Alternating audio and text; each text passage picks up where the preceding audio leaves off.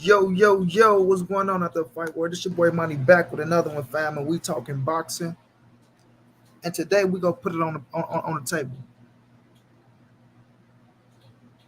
Today we gonna put it all on the table with the Terence Crawford fanatics, right? You know what I mean?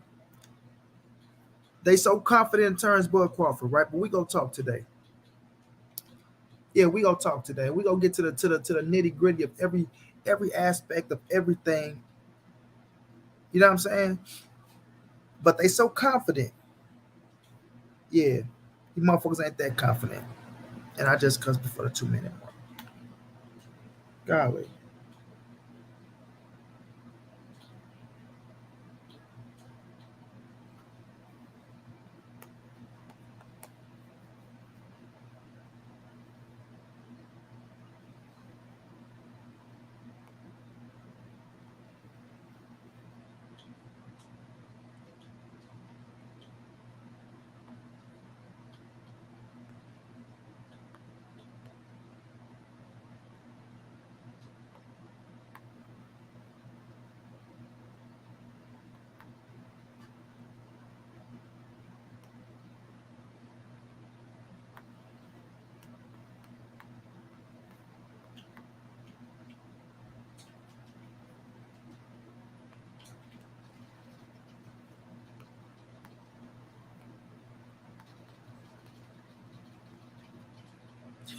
Vasily, what's going down?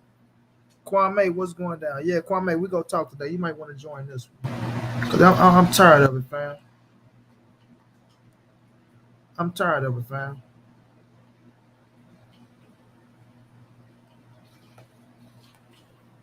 Yeah, I'm tired of it. I'm tired of all these. What did that 2 minute mark go? Yeah, I'm tired of all these fake fanatics. I'm tired of all these so overconfident Bud supporters. Hey, put the headphones on your ear, man, or what? Put them on your ear if you go put them on. Right? I'm tired of the overconfident fake fanatics, right? Every time a situation pop up, every time something new Bud want to add into the contract, when they want the fight so bad, and it's something to stall a fight, they don't never say nothing wrong about Terence Crawford, but they add everything to Earl Spence side of the story. Everything goes on Earl Spence. You understand? Earl Spence allegedly signed a contract. You know what I'm saying? He's ready to get it on. He's telling us, I want the fight this year. He's telling us if the fight don't happen, it ain't because of me. He's opening up his mouth, giving us insight on what's going on with the fight. He's telling us inside the ring, I only want one fight, Oscar De La Hoya. Oh, well, Virgil Ortiz is this. Well, guess what? I only want one fight. And guess who? You ain't got that fighter. Imagine you don't have a fighter. You understand what I'm saying? But these cats out here want to push for Terence Crawford, and they sold for Terence Crawford, right? We haven't heard them tell Crawford to sign a contract not one time now. I mean, come on, y'all get in the building, man. Come on, get in the building. It's getting redundant, fam. And this ain't even about being a fucking fan of Earl Spence. This is about the Terence Crawford so-called fanatics. They so caught up and they want the fight so bad, but what are they doing to get the fight? But then they get mad at us for trying to press for the fight and tell a man to do what he need to do to give us the fight we want. But when every time we open up our mouth about any situation, we pocket watch it, right? The motherfucking sister. Oh, y'all act like y'all in negotiations, right? But not once have they said anything leading up towards him signing that contract to give us the biggest fight in boxing in 2022. Rematch clause. Oh, you want a rematch clause now, huh? Oh, now y'all want a rematch clause, huh? After y'all heard Earl Spence say, I'm one and done, win, lose, or draw. I'm one and done. I'm going to 54. I'm going to 5-4, right? Or no, we want a rematch clause. But where's the confidence? Where did all that confidence go? Where did all the confidence go? You feel me? Like, come on, man. Y'all ain't got no fucking confidence, bro. Y'all ain't got no confidence. You feel me? Y'all riding the hype of everybody picking Terence Crawford. Y'all saying so much different. He's so much more skillful. He's this. He showed us more. This, that, and all this, right? Okay. Why do you need the rematch clause, homie? Why do you need the rematch clause? You about to be the two-time undisputed champion of the world, right? Right? You want Jamel Charlo next, right? Talk to me, Kwame. He wants Jamel Charlo next. Am I right? Am I wrong? What the sister say? What the fuck did the sister say? Oh, he said after Earl Spence, he wants Jamel Charlo. What the fuck you need a rematch clause for? What you need a rematch clause for, bud? If you so confident in yourself, if the fanatics are so confident that you're going to beat the man, what do you need the rematch clause for? Come on, man. Come on, man. Come on, man. Y'all don't see the bullshit. Y'all don't see it. You know, people just be saying shit to talk because it sound good, or it's to sound like they're rooting for their favorite fight and things of that nature, but don't even be listening to what the fuck their favorite fighter be saying, or the sister, or themselves at times. Lori, what's going down, Queen? Right? Don't listen to nothing nobody say at times, fam.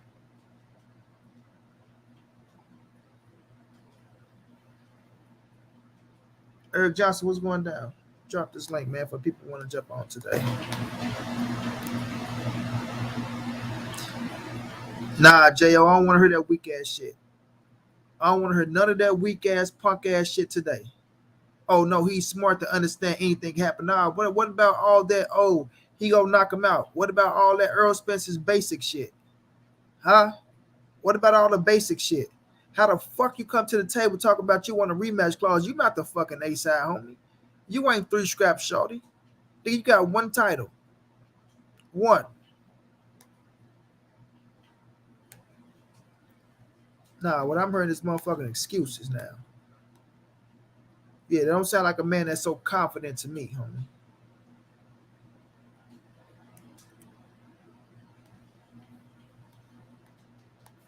That don't sound like a man that's so confident to me, homie.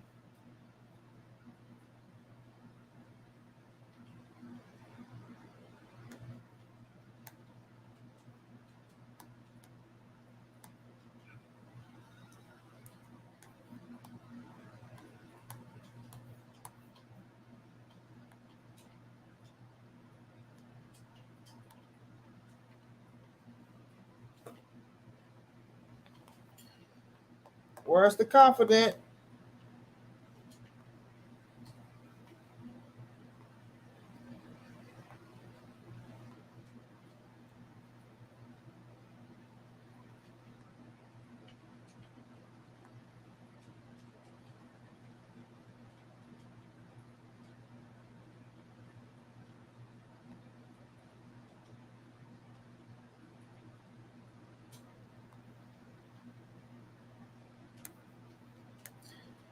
Where is the confidence, fam?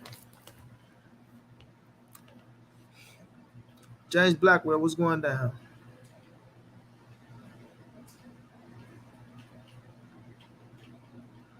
KL2 now, whatever the fuck your name is, go do your fucking research. Don't come here running your mouth and you don't know what the fuck you're talking about. Yoda, what's going down? Get your clown ass up out of here. Go put a picture on your profile. I think let us know you're a real man and not just a suck ass troll. Fuck up out of here somewhere. But where is the confidence? Right? Where is the confidence? You know what I mean? That's what we need to see. Oh, unless he go knock Earl Spence out. Oh, Earl Spence been running. He's afraid of him. He go do this. He go do that. Where is the confidence? Huh? Where's the confidence? So now that everything is on the table, now that we got Earl Spence pushing harder than he ever pushed for the fight, the man that never wanted to fight, right? Or the man that was afraid to fight, right? Or the man that said, I'm going to snatch up all these titles over here, then I'll be able to whoop your ass and take your titles. Oh, is he not still following that plan? Did he not snatch the 3 titles? Even going through his trials and tribulations? Even going through a car wreck that could have killed his ass? Going through a motherfucking a torn retina that could have blinded his ass? And the man still stand on point. Still stand on code. Still stand on his business. Still going for undisputed for the fans. Trying to give us the biggest fight in boxing in 2022. But we only heard one man trying to give us the biggest fight in boxing in 2022. Yeah, these are facts. Because the other man don't know how to do business right. He don't. The other man don't know how to do business. That's what it's looking like. He don't know how to do business right. That's why he's trying to sue his fucking last promoter right now.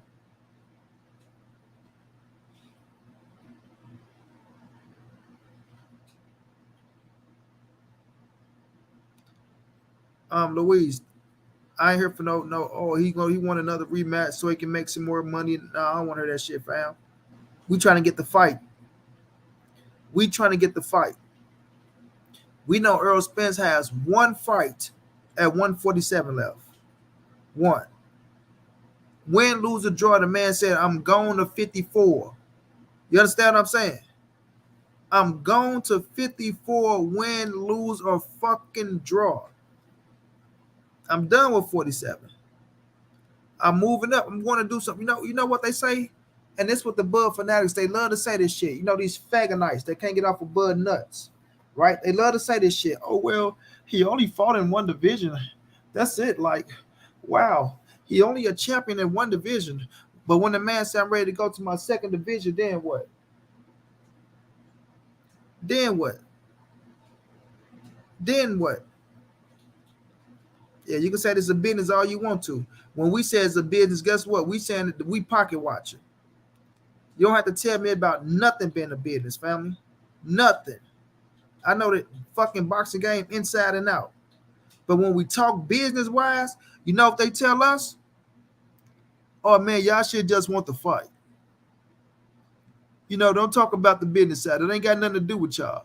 You shouldn't be sitting at the negotiation tables. Right? Dog Spring was going down. They tell us don't talk business. Now we want to talk business? No, it don't work like that, homie. It don't work like that. All these years, they've been screaming they want the fight, they want the fight, they want the fight. Now the fight is more fucking realistic than ever. Than ever. Right? And now when any little thing come up on Bud end that's gonna hold up the fight, you don't hear shit from the Bud fanatics telling Bud to sign the contract. You don't hear shit from the Bud fagonites and the fanatics that say, you know what, Bud, man, come on, man. Make this shit happen, bro. None of that. But they want the fight so bad.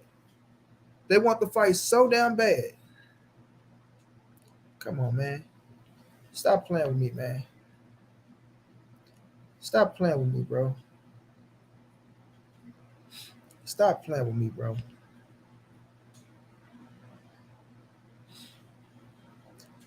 Bud ain't going up. Bud say he want to fight Jamel Charlo next. He want to fight Jamel Charlo next. That don't sound like going up, homie. That sound like looking for an opportunity. I told you put them headphones on your ear, man, because the shit coming through.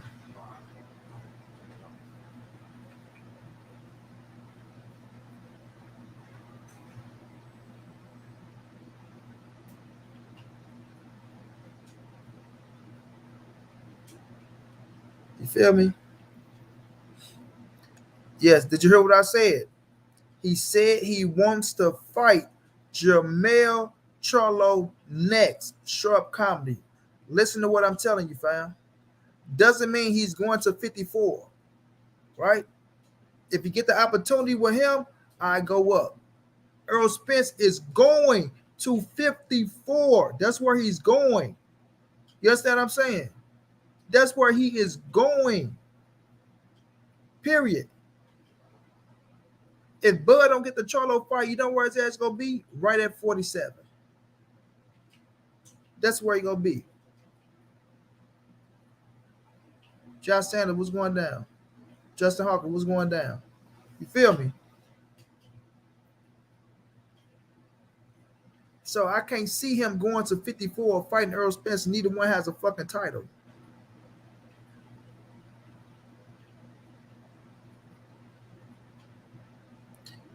So my thing is, why come? No, fuck why? How come you Bud Fagonites and fanatics don't hold Bud feet to the fire, but y'all always tell a Earl Spence fan the whole Earl Spence feet to the fire, and to call him out on his shit, but nobody called Buzz out on his shit because they get to saying, "Oh, sympathy." Oh my God, they always hating on Terence Crawford. I mean, people just want to look at Terence Crawford and they want to say this about him and they want to say that about him. And the shit that they be saying, people saying about Bud be false, lies, negative, bro.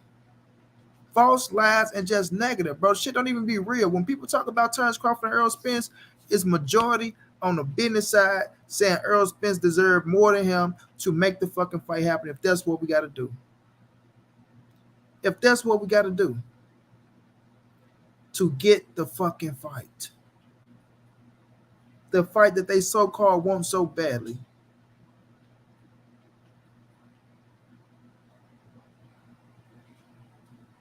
The fight they so-called want so badly, bro. But now that we're in a situation where we can get the fight, and you don't see the Fagonites telling Bud nothing about making the fight happen. Only thing they do is sit and they wait to hear somebody that's, allegedly got Earl Spence winning the fight or feel like Earl Spence deserved this or deserved that. And they want to counter off of that shit and take up for Bud off of that shit instead of being fair around the board.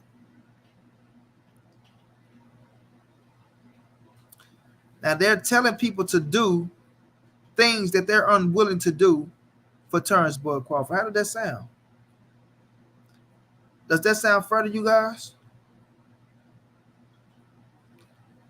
You feel me?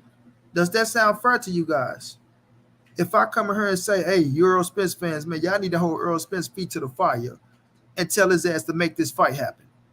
But you're not willing to hold Terence Bud Crawford feet to the fire to make this fight happen. Come on, man. Quit playing, bro.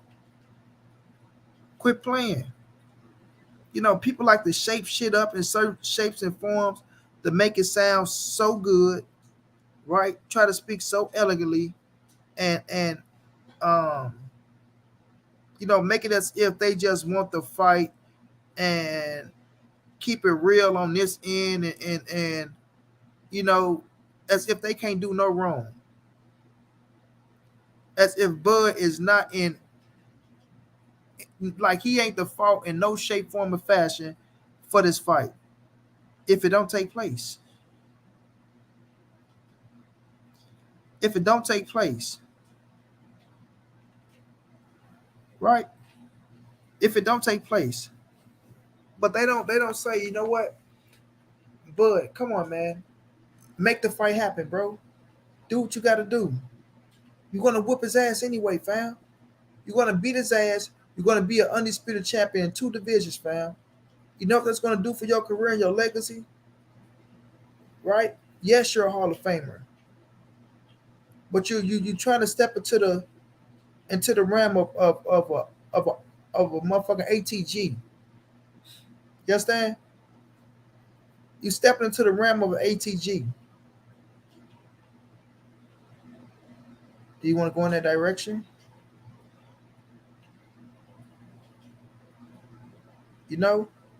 Or do you want to be one of them Hall of Famers that people have to look you up to see that you're a Hall of Famer? And be like, oh, okay, cool. Or do you want to be in that motherfucking category when they say Terence Boy, oh man, they know you. You feel me? But they don't talk like that. They don't talk like that.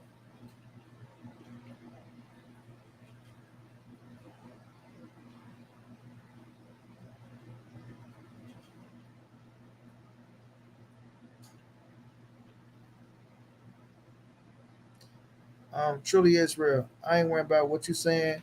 You don't go off rumors. Oh, I'm gonna do what Terence Crawford he's doing.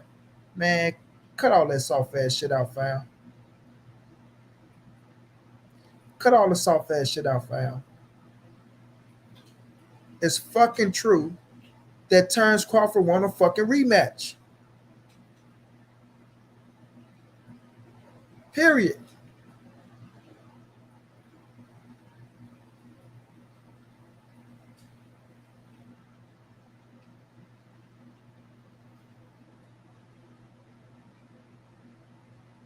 So what's wrong with the Bud fanatics and Fagonites telling Bud, you know what, bro? Fuck that rematch. Go smash his ass. You've been waiting this long. We've been waiting this long. We believe in you. We know what you can do. We know you better than him. We know you this, that, and the third. Your skill set. You can switch. You make better adjustments. You're faster. You got better footwork. You got better head movement. Oh, you got better legs. You can outbox him. You can make him look silly. He's only a one-dimensional fighter. He only come forward. He's a bruiser. He's slow. You feel me?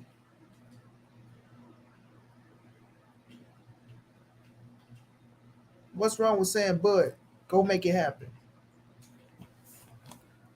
Huh?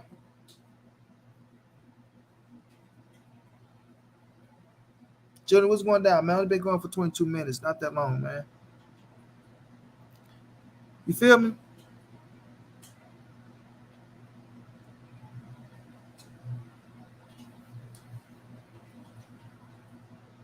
Hell no, that shit ain't gonna work, Josh. You know what I'm saying? Hell no. And that's exactly what I mean right now. Look at truly Israel, fam. That's what I mean. That's what I mean. That's exactly what I mean, fam. That's exactly what I mean, fam.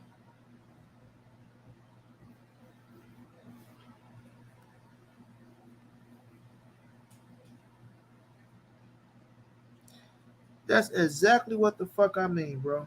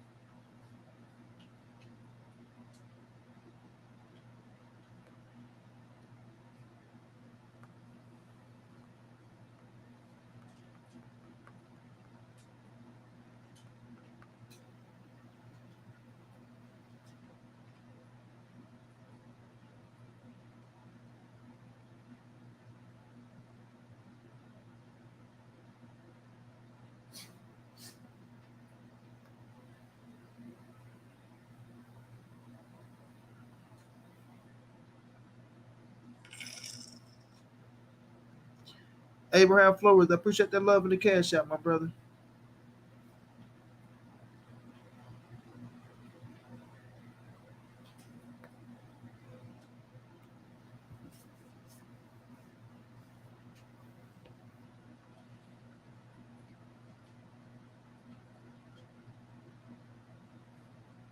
PJ Big Dog was going down.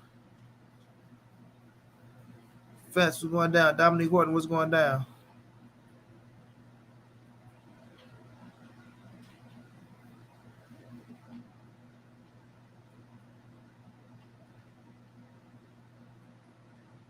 Napoleon Armstrong. What? What? You say it's not funny anymore now that the rabbit has the gun. For years, all the antagonizing came from Spence and his fans, and it was okay. The gig is up now, so don't cry, y'all. What are you talking about? All the antagonizing came from Spence and his fans. What antagonizing are you talking about? Dog scream is all good, fam. The show her earn money. I appreciate the love. Napoleon, appreciate the $5 super sticker. But what are you talking about, bro? Santos, what's going down? No, what do you mean the antagonizer came from Spence and his fan? What antagonizer are you talking about?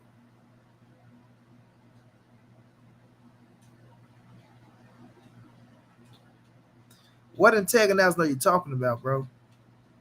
Because when you look at the situation, all the disrespect has been coming from Terence Crawford side. Like y'all really like, bro, I've been here from the beginning. I can tell you where it all started, when it started. Matter of fact, I'm gonna do a video from the beginning, bro, and show y'all the first words that came out of Brian Bomac McIntyre's mouth was disrespect towards Earl Spence and Derrick James.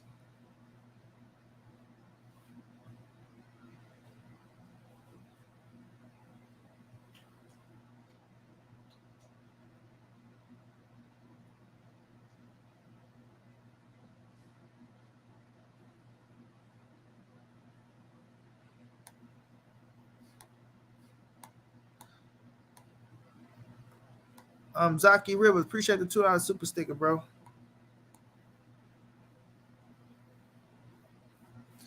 Bro, the first words that came out of Bomac mouth was disrespectful towards Earl Spence and Derrick James. Period, fam. Do you understand this? I watched Terence Crawford career. I watched Earl Spence career.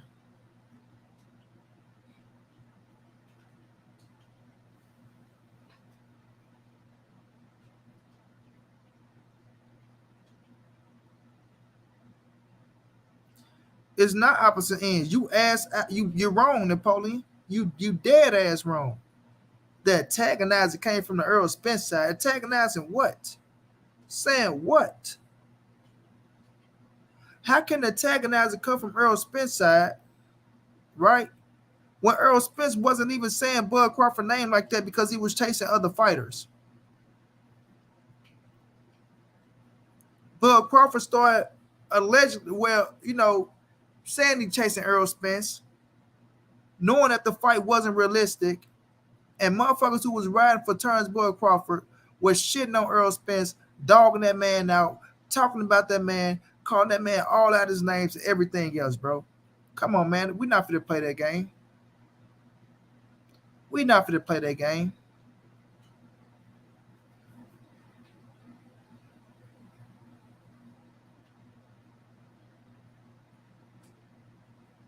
We're not finna play that game. At all. At all. Because the fans follow suit, truly Israel. That's why. That's what it got to do with the fans.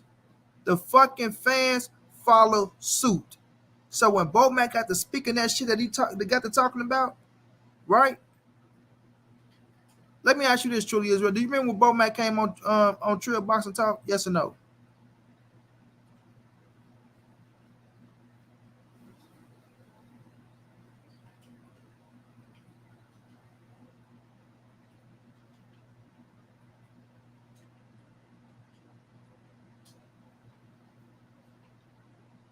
Chasing other fighters is stalling. The fuck you mean chasing other fighters is stalling? When they got titles. What? Man, I swear y'all be saying some of the dumbest shit sometimes, bro. Y'all be saying some of the dumbest shit sometimes, bro. Right?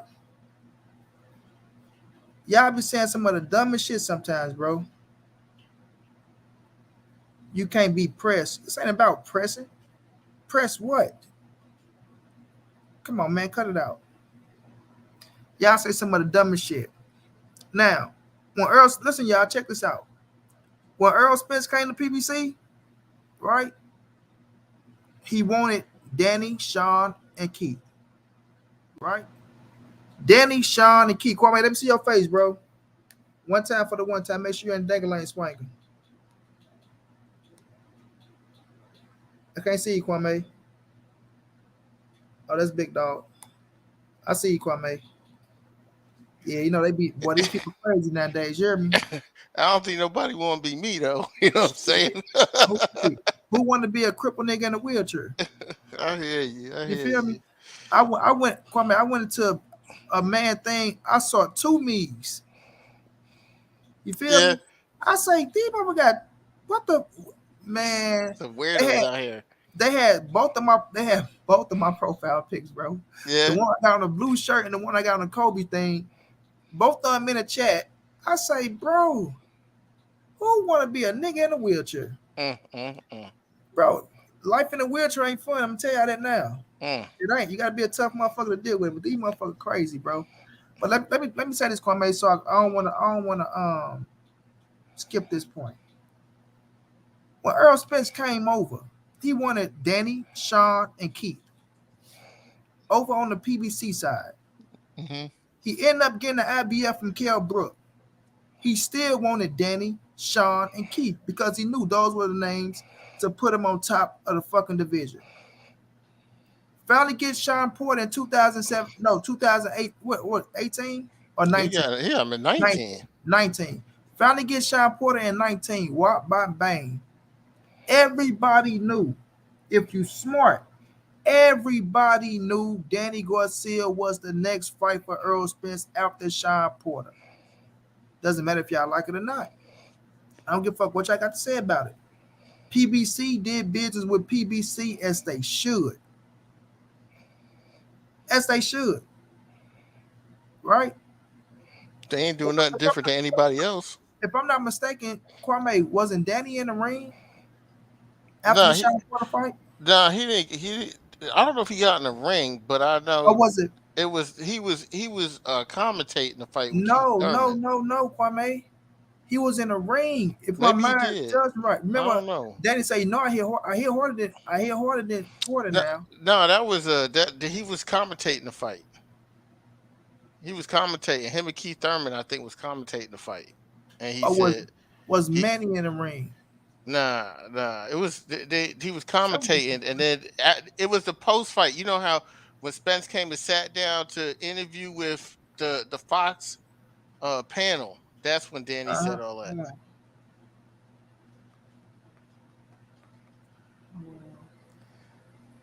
But no, it's true though. These guys, man, this shit is crazy, man. These guys, it's bad, bro. It's like they can't say the dude it do anything wrong, bro. Like the last 4 years, they spent all of this time dragging Earl Spence's name through the dirt, dragging his name through the dirt. Now, Kwame, you know your boy. I'm a guru, bro, with this he shit. got in the ring. I do this shit, Kwame. He got in the ring. I do this shit, fam. I remember this shit like the what?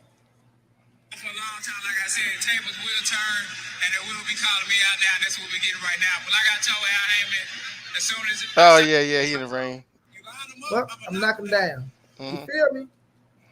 mhm. So this Danny. just to show them the dude never fell off his square, bro. This is what he wanted. That's after the Sean Porter fight. Common sense tell you, Danny Garcia's next. So it's like y'all sit up here and y'all try to say shit to make it sound like, oh, Earl Spence was running.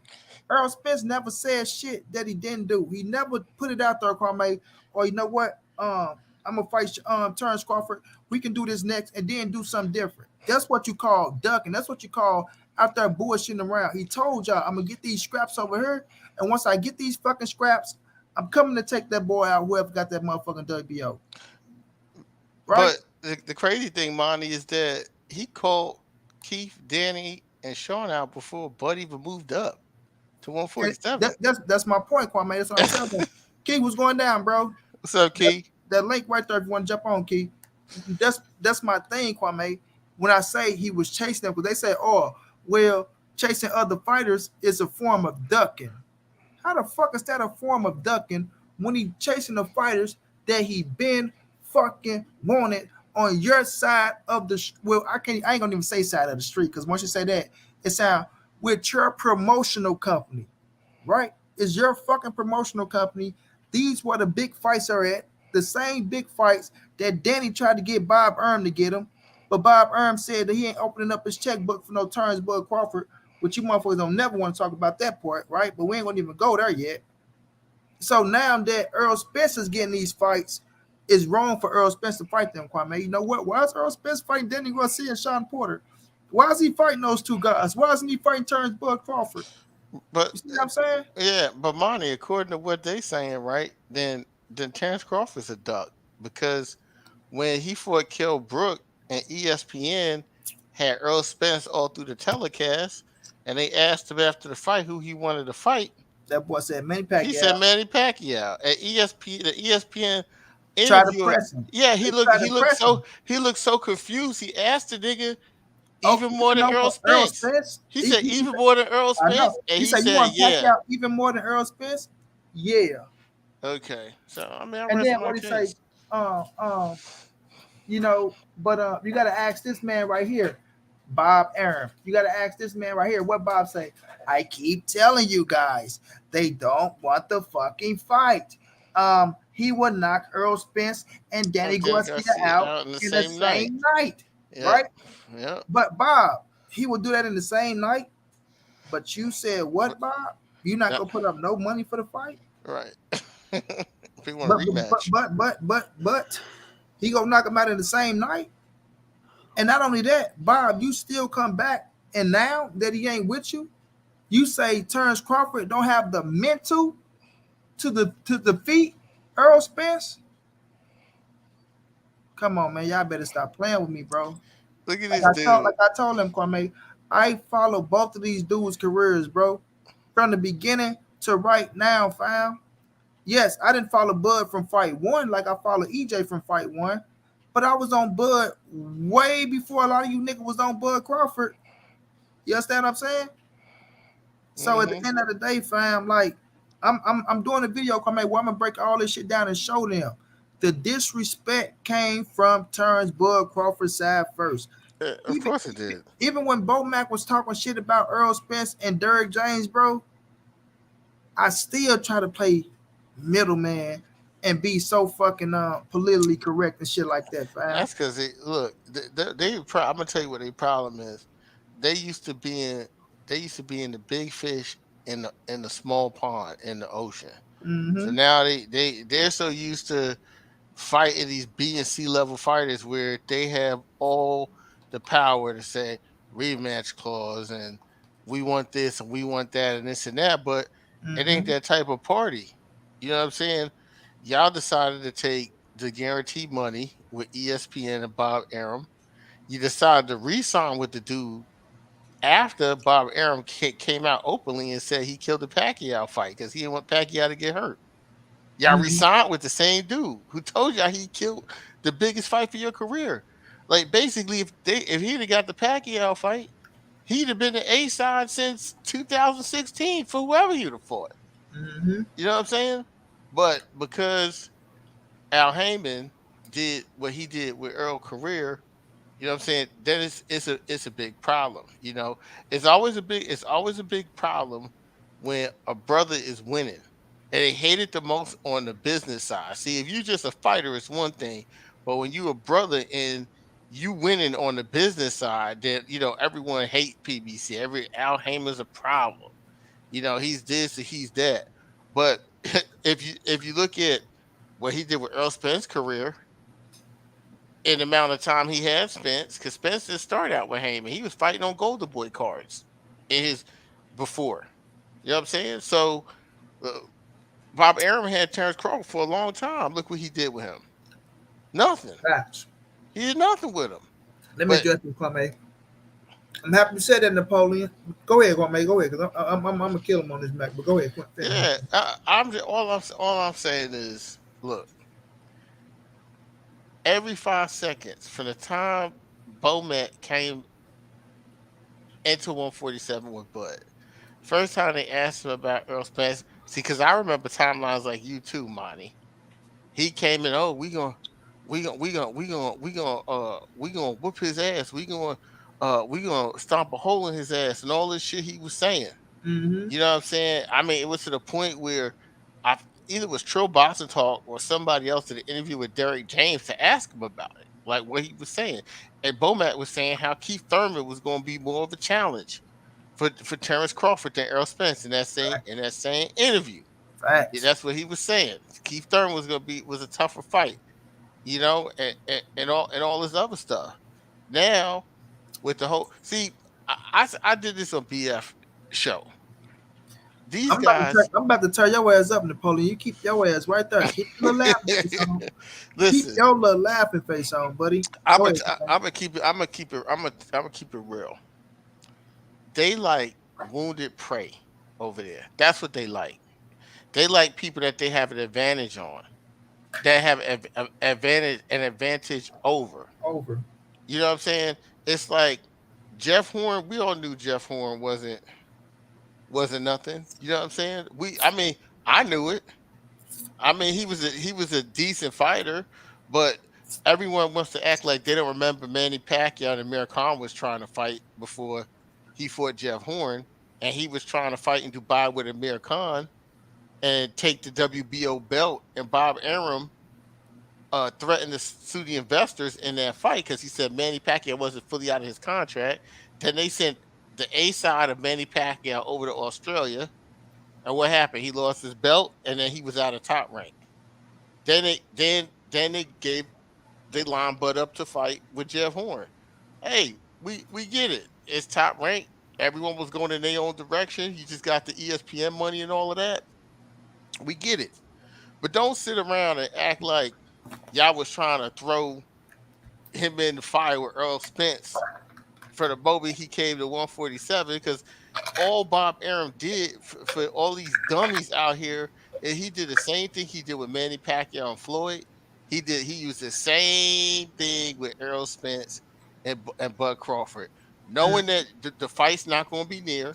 But what he's going to do is say that the other side is scared to fight their guy, and then they're going to go try to fight they leftovers to say, oh, I beat him better, man. Just like Ricky Hatton, Floyd Mayweather beat Ricky Hatton when he was undefeated. They throw him in there with Manny Pacquiao. Oh, he wasted him in 2 rounds. You know, oh, Floyd Mayweather fought Oscar De La Hoya before Pacquiao did. Oh, Pacquiao stopped him. He did this and that. They did the same thing. He did this. Bob Arum is an old dog. He don't have no new tricks, bro.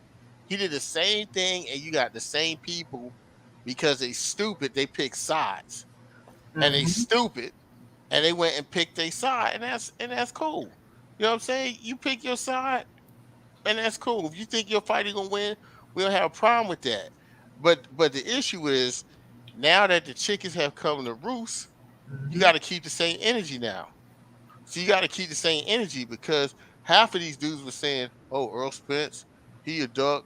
After he fight Ugis, I had a guy bet me $400 on prosciutto boxing that Earl Spence wasn't gonna call out Terence Crawford after the fight. I ain't still ain't never got You paid. say this, my man. I told people I can go find a live stream. I Hmm. told people when Earl Spence put this boy down, he's going to call out Terrence Boy Crawford. And not only that, when he do call out Terrence Boy Crawford, it's going to be a different type of pressure coming from Earl Spence because Earl Spence's word is bigger than Terrence Boy Crawford. And we see that now. We see it now on the simple fact of, and my brother A1 Hoop Zone, I see you, big dog. What's going down, champ? Drop that link. Y'all go subscribe to my brother A1 Hoop Zone. Y'all smash that like button. Kwame, I don't know if you subscribe to A1 Hoop Zone, but go subscribe to Yeah, it.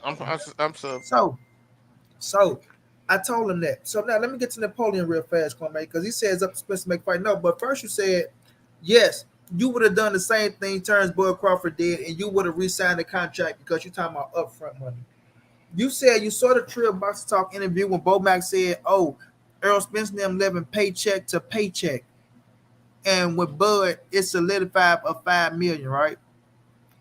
So that's like walking into a record deal and taking the upfront money, and your stupid ass don't even know how much money you gonna make on the back end.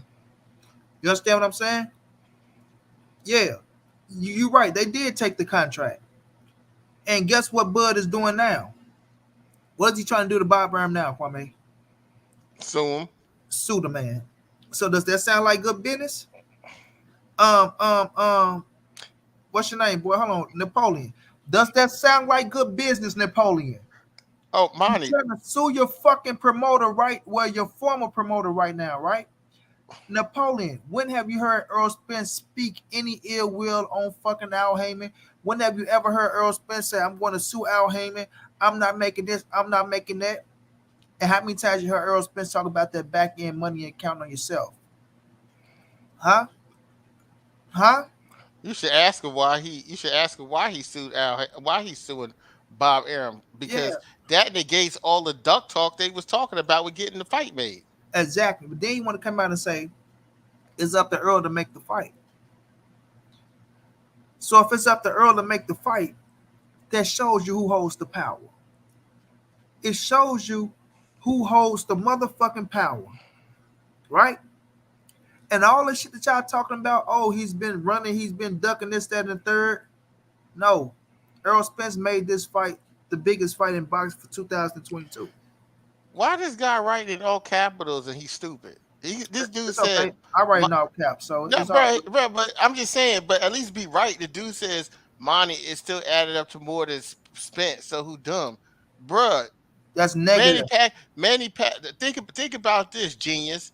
Manny Pacquiao and Adrian Broner had guaranteed purses for 2 million and 2.5 million, and Manny Pacquiao walked away with $20 million. Exactly, bro. That's So negative, bro. Like so we know what the back end do. explain to me how Terence Crawford. I don't want to get all into the money. I'm just trying to show that this guy what he's saying is stupid. Is because explain to me how a guy who sold 360 pay-per-views, 350 pay-per-views with Porter, 250 with Danny, right? And fighting in the Texas Stadium where they get the cut of the gate too from all them people there is making less money than a guy who's doing 50,000 pay-per-views and 135,000 pay-per-views. See, Quan, this is still shit I be saying. Dude Stupid. say Earl Spence is begging for more money, never made more than $5 million. Oh my god, you motherfuckers are retarded, fam. But Earl Spence did a fucking interview letting y'all know that he made more money than Terence Bud Crawford. And not only that, he said we can show our motherfucking tax statements, bro. He said we can show our tax statements. I bet you I made more money than you this year, fam. I bet you. And thank you, Truly Israel, for putting a fucking picture up so I don't have to feel like I'm talking to a goddamn troll out in this motherfucker. Because I hate just arguing with a goddamn thing that ain't even got a fucking picture on that motherfucker, right? So we see him trying to sue Bob Arum because what? The money didn't add up. Y'all keep talking about $1 million. You said your picture been up? Oh, I don't know why, bro. I ain't see it then, bro. I swear to God, bro.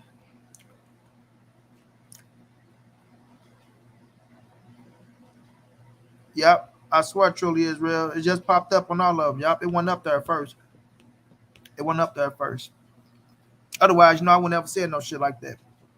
If Crawford got the fight that he was promised, he will be worth more than Earl Spence. It's all about how you are promoting. But wait a minute, wait a minute, wait a minute, wait a minute, wait 1 minute. You said it's all about how you are promoting, right?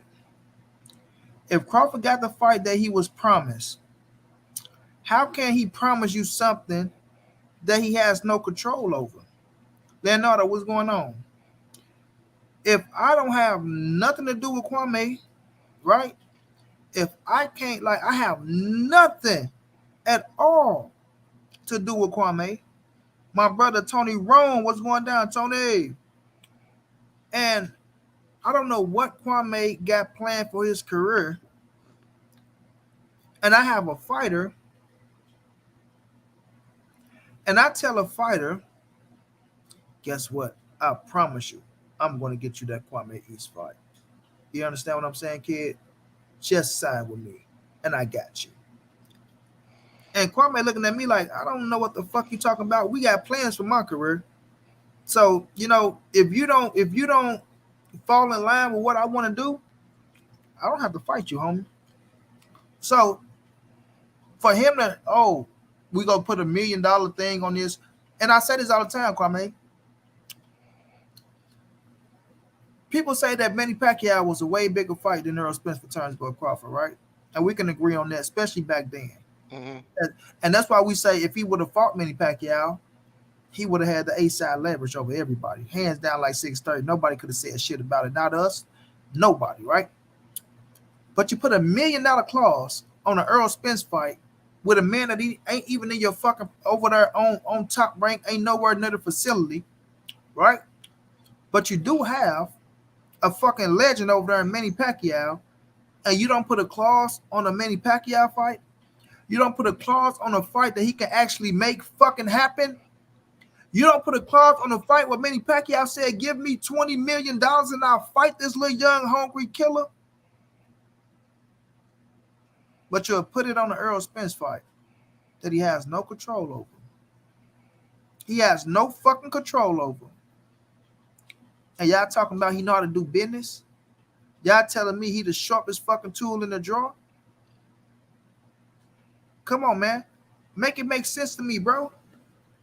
Like somebody make it make sense. And if y'all Terrence Boy Crawford fanatics want to click that link, click the fucking link. But make it make sense to me, fam, that you got the biggest fight for your career in Manny Pacquiao right there, and you don't say, "Listen here, Bob, I'm gonna tell you like this.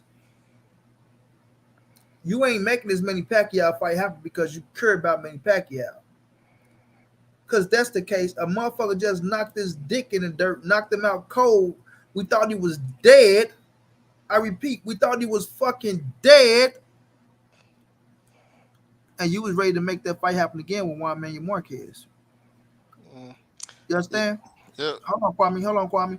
And then what you wanted to do was make that Mayweather Pacquiao 2 that you thought was gonna roll back around because you know that was a lot of fucking money.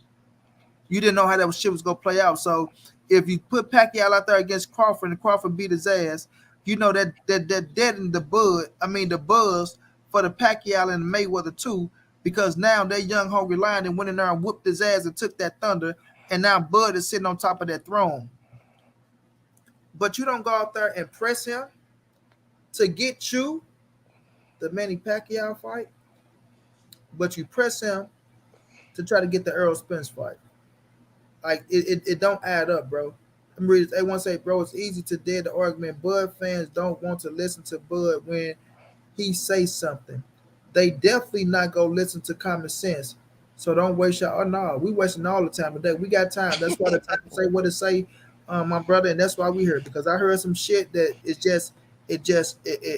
man, it irks my soul. Y'all smash that like button, everybody. Please, please, please, please, smash, smash, smash, smash the like button. If y'all could show some love, man, donate to the channel, the Cash App, the PayPal, or the Venmo. Help your boy reach the $500 donation goal. Everything y'all help donate goes to a great cause.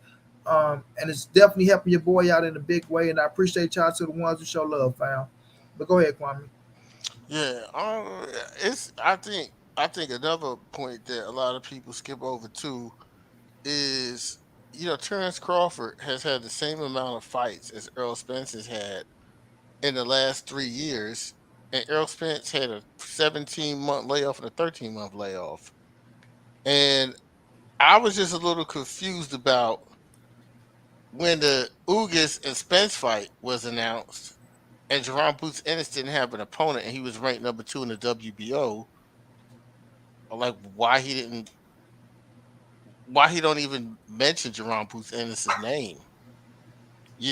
Like I just don't get it because basically his fans would say, well, who is Boots fought to deserve? He fought all the guys to be ranked top three in all the sanctioning bodies, all the top sanctioning bodies. He's ranked in the top three down the ring. So why does Spence have to fight all the tough fighters, and then this guy just gets to cruise to a payday, right? Fighting opponents that's either been, let's just keep it 100. We not gonna even mention Jeff Horn, all right? I mean, Jeff Horn is Jeff Horn. Then you fight Benavidez. The best name Benavidez had on his resume was Herrera, the dude that should have beat Danny Garcia in Puerto Rico. That's the best name he had on his whole resume after being shot in his kneecap. Then Amir Khan, who was in a knockout, drag out fight with Samuel Vargas, the fight right before that. We talking about Samuel Vargas. Mm-hmm. Guys that Earl Spence and Danny Garcia made easy work of in less than 6 rounds. Amir Khan was in a knockdown, drag out fight with this dude, right? And Facts. then we go to Mean Machine, who should have lost to Ray Robinson, a guy who Ugas stopped, and Ugas only have 12 knockouts in his career. You know, he got a draw with that guy. Then he fights a Kell Brook. You know what I'm saying? Because Kell Brook is a dude who didn't even fight in a weight class for 3.5 years. Let me say this, Kwame. Ernie B, thank you for that love in the cash app. And Napoleon, thank you for that super chat, bro. I appreciate that love, fam. Go ahead, Kwame. Yeah, so I mean, they just got to keep it 100 on both ends. If Earl do some shit that's not cool, then you speak on it. If Bud do some shit that's not cool, then you speak on it. Can't really talk about how man gonna do his business. I mean, if the man wants a rematch contract, I mean a rematch clause. I mean that's his business. All I'm saying is that the way they was talking was like they was gonna wash him and then just go run down on Jamel. So I'm trying to figure out why they need a rematch clause so bad. And that's what I be saying though, bro. My brother John Kramer was going down and said, Monty B, we know who say that. Please, please, please, is the clown mob and Issa. I really don't know, John. But I really meant that. Could y'all please, please, please smash that like? I don't know what they be saying though. But I know if they want that smoke, they can click that link. You know what I'm saying? They talk all that shit over there, but they ain't gonna come and click no link. They want people to come over to their shit. You know what I'm Yeah, saying? And they cry like little girls. Oh, they want you to come over to their channel so they can make content and so they can get whatever the hell they be saying, bro. But they ain't gonna come click this link. You know what I'm saying? We know that for a fact. They ain't gonna come click that thing. So that's what I was saying earlier, Kwame. How come? How come they say these things, right? Oh, them boys in that thing talking about that Bridgie, huh? How come they say those things, right, Kwame? Like, oh, Bud go knock him out. Earl Spence, like I say, Bud is faster, better footwork, better legs, smarter, switch hitter, hits harder, right? He got more power now. You understand what I'm saying? So he just go do Earl Spence in the nasty way. Just go turn his ass up, put him down, knock him out. 6 rounds, 4 rounds, 7 rounds. You know what I'm saying? We got all these lesser opponents than Earl Spence. They make it longer than 6 rounds, Kwame. They go longer than 6 rounds. They lesser opponents than Earl Spence. But when it come to Earl Spence, oh, we don't know if he the same after the car crash. Roy Jones, right? After Roy Jones also said, I'm going to judge him off the Sean Porter fight. You know what I mean? But then come back, don't give the man no love in the world. Roy, Oh, J- Roy, um, J- Roy Jones just don't like PBC because PBC put HBO out of business and he lost a job. That's the issue. mm, Because I heard the bullshit he said about mm, Charlo. I heard the bullshit he said about Charlo. He mm, said, "I'm not going to have Charlo." He was like, "Yo, I'm not going to put Charlo in the pound for pound because he don't want to fight his boy in Spence." And I'm like, that exactly, shit don't bro. even make sense though, bro, because they're not even in the same weight Not class. even in the same weight What's class, he talking about? Kwame. Not That's such only a that, Kwame, they fucking stable mates at the moment, right? right. They're the same Now, trainer. Kwame, I never even thought about what you just said, my brother. He don't like the PBC fighters because they put HBO out of business and he lost a paycheck. I only beat that little 2K ain't nothing. I got 10K. My brother A1 Hoop Zone showing love in that super chat. Man, I wish you'd have sent that to the cash app, but nonetheless, I appreciate the love, fam. Wasn't And the wasn't H, what Armstrong. wasn't Roy Jones on every commentating every HBO fight? Yeah, Oh, yep. okay. What he commentating now? Um, motherfucking A podcast? the podcast and the one little thing that I guess they got a little boxing thing coming out. I guess I don't know what the fuck it is, but let me read these super chats. And Napoleon Armstrong, when the fight is made, how much you trying to put on it? Don't run from this smoke. Hashtag Big MF Fish. He said I'm gonna take his shit too.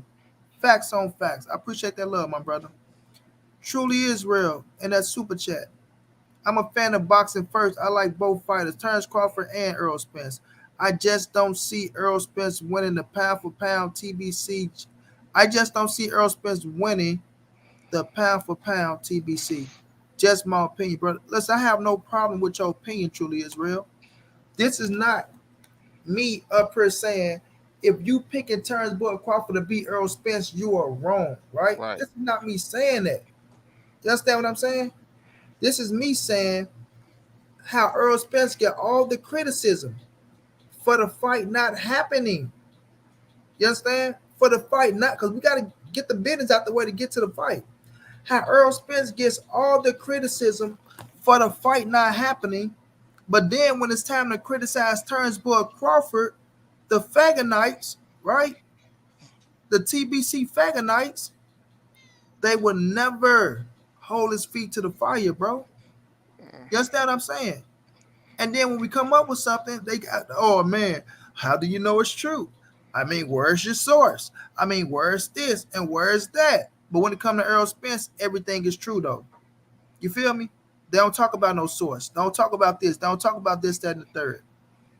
You know? So it just come down to the point to where they will never hold that man feet to the fire. And it's only because Earl Spence has a bigger fan base, like me, Kwame, Blue Blood Sports TV, Everything Boxing, BFTB Boxing, right? He has a bigger fan base out here that's riding for him to beat Terrence Crawford. And if we talk about Earl Spence winning on our on our channels and things of that nature, people get mad at that. But they don't listen to us though. They don't listen. All they see is hate. Or them boys hating on Bud again. Here they go. Oh this, oh that. But they don't hear Monty Brown say, you know what, Kwame, I think it's a 50-50 fight, bro. You know what I'm saying? I see what Bud can do to win a fight. I don't have no problem with people who pick Terrence Bud Crawford to win a fight. But when I give Earl Spence's credit and say, well, he deserved this, he deserved that, because this is what he's done, they refuse to give that man any little fucking step of any little edge that man deserved, bro. Anything. To the point where they say, well, they can do 40-40 and the winner take 20. Like, who the fuck does business like that, bro? This is not a game. This is not no playtime. This is not no small money we talking about. We talking about millions of fucking dollars here. And just like Bud has children, Earl Spence has children and a family, a sister, mother, father, cousins, you know what I'm saying? Nieces and nephews. So who just got 20 or extra 20% to just give away? Like, let's stop playing here, man. Let's keep it real, fam. Let's keep it real. And that's all I'm saying is the Terrence Bud Crawford fanatics and the Fagonites need to hold Bud feet to the fire when it's time to hold Bud feet to the fire. If it's time to hold Earl feet to the fire, I don't see where Earl feet need to be held to the fire because the man been doing everything he said he was going to do. And if you don't know how to respect that, then that's your problem, bro. You know what I'm saying? Monty, could you imagine if the reports came out that Earl Spence said he would need a rematch clause and no fight? How they would have attacked that? You know what I'm saying? It's just not. It's and the sad thing is it's not even a thing about fan bases because look, I don't have a problem with people who believe that Terrence Crawford is going to beat Earl Spence because it is a close fight. You know, you could it makes sense you could make legitimate case for either side to win the fight. That's not the issue. The issue is most of the guys who are choosing Terence Crawford really aren't Terence Crawford fans. They're Errol Spence haters. Because if the amount of negativity that comes out of that side never translates into pay-per-view sales for Terence Crawford. And if these guys were so upset about what Terence Crawford has to go through in negotiations, they need to blame themselves for not supporting the fighter that they talk about every day on the internet. See, it's one thing to support a fighter with your thumbs, it's another thing to support a fighter with your dollars and your economics. Mm. So at the end of the day, these guys they gotta blame themselves. And Terence Crawford has to also stand in that too because he made the decision to sign his contract and re-sign with Bob Arum, knowing that every person he said he wanted to fight fought for a completely different company. So you make your bed, you have to lie in it. you know and now that he's suing this guy, I don't understand how they could even say anything anymore after he turned around and sued Bob Arum. How could you sit around and say that this guy Spence ducked him when Terrence Crawford is coming out suing his old promoter, stating that he couldn't make the fight for him. And when he Hey, was and when he was asked, there was a time when Bob Aaron was asked about him using his own money to do it. He said he's not taking a hit to his net worth for Terrence Crawford because he don't know how it's going to sell and if he's going to get his money back. Because the rule in business is to use other people's money, not your own money. Other people's money, the network's money, is who you're supposed to use money on that. So we just gotta wait to see what happens with these negotiations. I believe the fight's gonna happen. I think I do they. too. I believe the fight's gonna. I believe the fight's gonna happen. I also. I also believe that a lot of people, like Mike Tyson. I'm disappointed in Mike Tyson. He's a boxer and he's using triangle theories in boxing.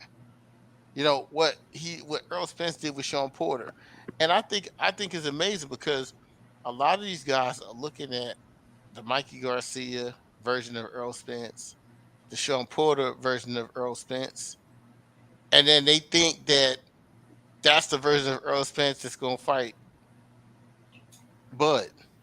They're sadly they're sadly mistaken.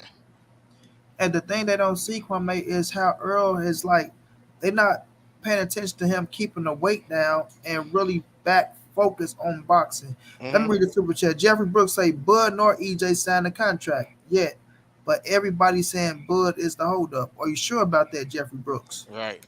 Are you sure about that? But I want to touch on this too. See, this what y'all don't be getting.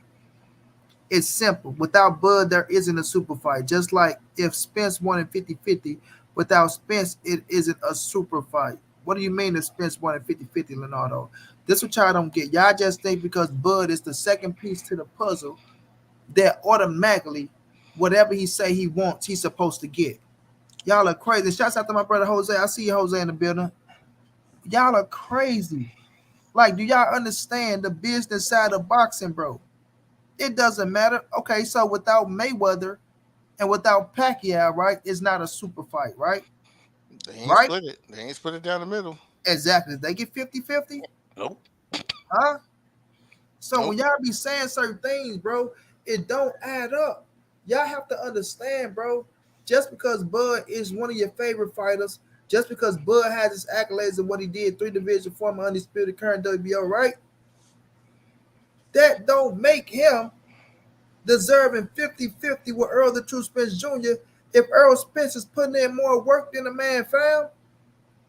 Like, this shit is not easy. This is not rocket science, brother. It's not. But y'all refuse to see that and y'all refuse to give credit where credit is due. And that's the shit that I be talking about. That's what I'm talking about. Not what's going on inside the goddamn ring. We talking about outside with the pen and the paper looking at the business side. And we'll all sit up here and see that Terence Bud Crawford, when you add up all his pay-per-views, it's around, if we just being friendly, we gonna say 400,000, right? That's that's too friendly. And that's too friendly. But we gonna say 400,000, bro. Man, my brother Tony Rome, thank you so much, brother. Much love, much appreciated in that super chat, Tony Rome, man. It's much needed, it's much appreciated, my brother. Thank you so much, champ. So we gonna say 400,000, and fuck that. I'm gonna say 300. I can't even be that friendly. I'm sorry, Yeah, I was about to because say. that's just being too friendly. I can't even do that. I can't do that. I'm sorry. I'm gonna say 300,000, because the truth of the matter is the man did 50, 150, and what, Kwame? He did 50, one 150, 25, and 125. 135. He did 125 with Connor and 135 with Porter. So we're gonna give him 300,000. And we know Earl Spence is a million plus, fam. A million plus, right? Earl Spence went on pay-per-view 4 times in a row. Mikey, Sean, Danny, Ugas, bro. Everyone did over 300. You understand what I'm saying? That's consistency, fam. Think about this, Monty. Bud pay-per-view numbers were so bad that in a WBO mandated fight against Sean Porter, they had to change the payout for Porter because Porter had bigger star power and had more pay-per-view sales. Because normally with the WBO, what was it? Is it like a 70-30 split or something like that? And Mm-hmm. they switched it to a 60-40 split. 60-40 They had to do a for, 60 for, for 40 Porter, split. right? Yeah, with Porter. Mm-hmm. Because Bud numbers were so poor. Mm-hmm. They had to give Porter more money, you know. So uh I mean we didn't listen, you didn't make up the rules to boxing contracts, and neither did I. This is how it's been going, since the beginning of time. You know, I don't understand why someone would think someone with 3 belts would do a 50-50 split with somebody with 1 belt. Mm-hmm. That doesn't even make sense It's crazy, right? at all. It's Somebody, crazy.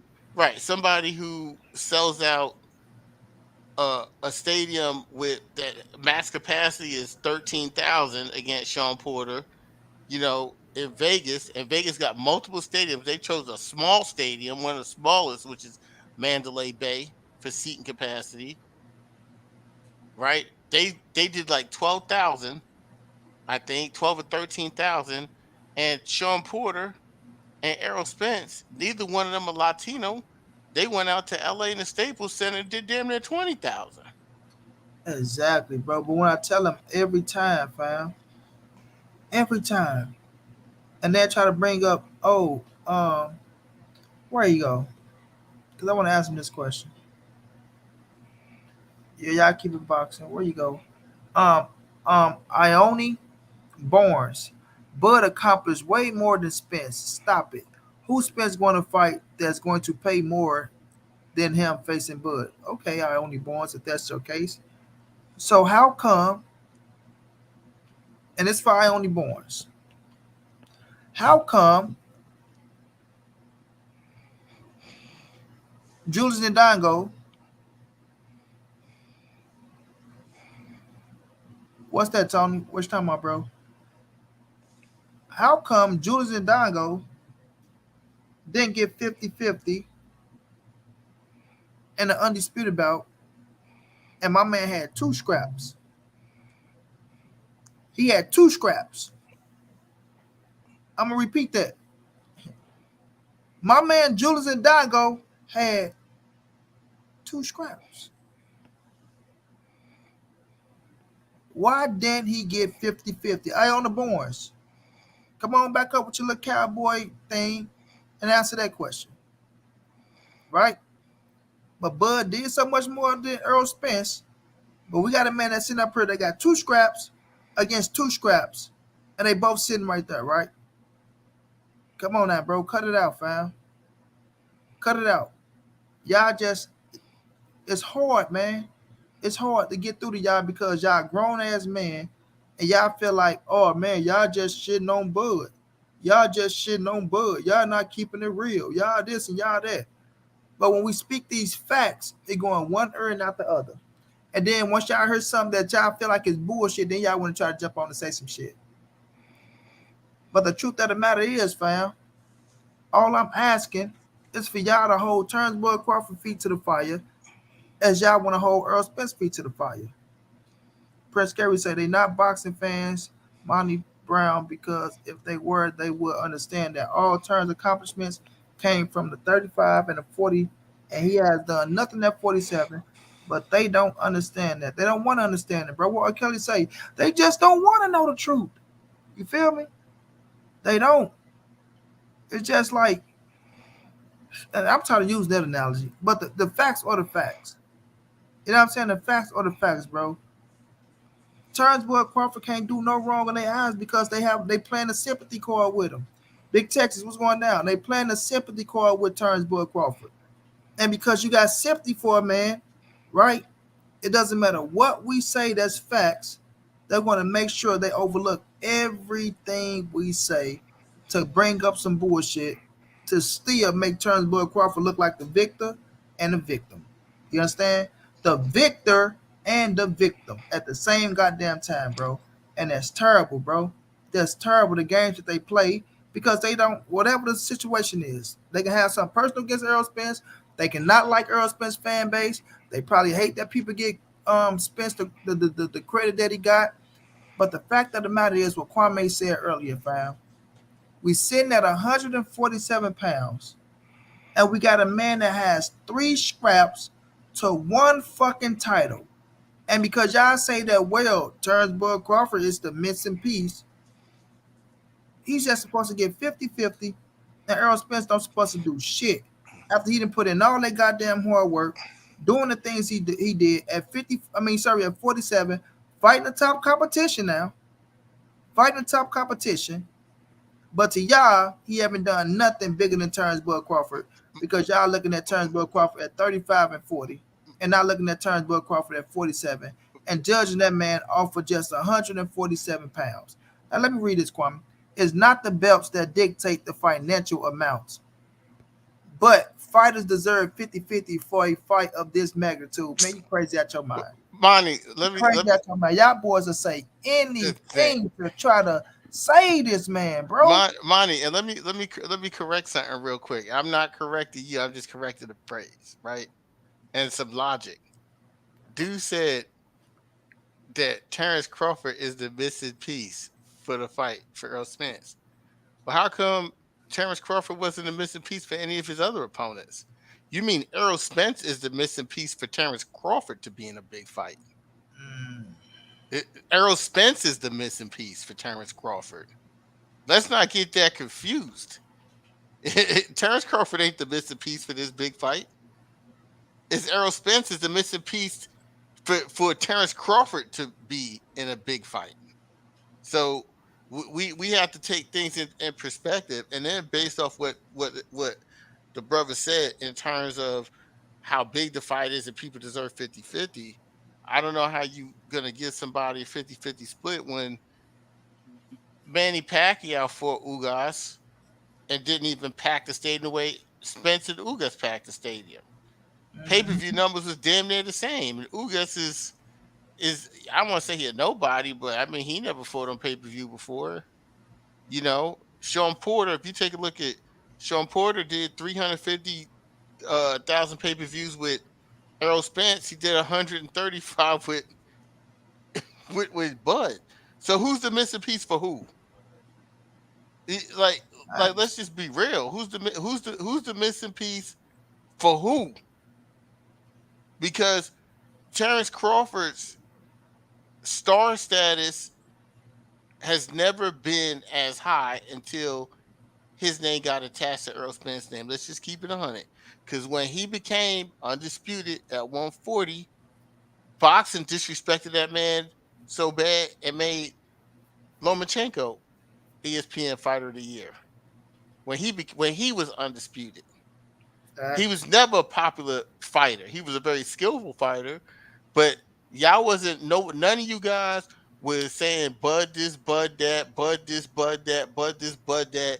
until y'all started hating on Errol Spence, and y'all thought that y'all see it so that there was a person y'all thought that had a chance to beat him. And and what happens? We're in a place now where with the boxing community, fans hate. Their hate is so strong for a fighter that logic goes out the door. See, that's what the problem is, Monty. They have such a hatred for Errol Spence that logic, when it comes to Terence Crawford, goes out the door. That's why it doesn't matter what he Oh, that's says, the right because side. Okay. hate is a very strong emotion. You hating on somebody so hard that it's like Earl Spence could probably show up and take one of their mamas out of a burning building. They're gonna still have a problem with that shit. You know what I'm saying? Because the hate is just so damn strong. But the truth of the matter is Terence Crawford needs Errol Spence more than Errol Spence needs Terence Crawford. I mean, that's just true. Whether people want to admit it or not. Now, the fact that boxing gets to see what they should have seen between Manny Pacquiao and Floyd at an earlier age while they were both in their primes, we need to just allow these guys to get the fight made and may the best man win.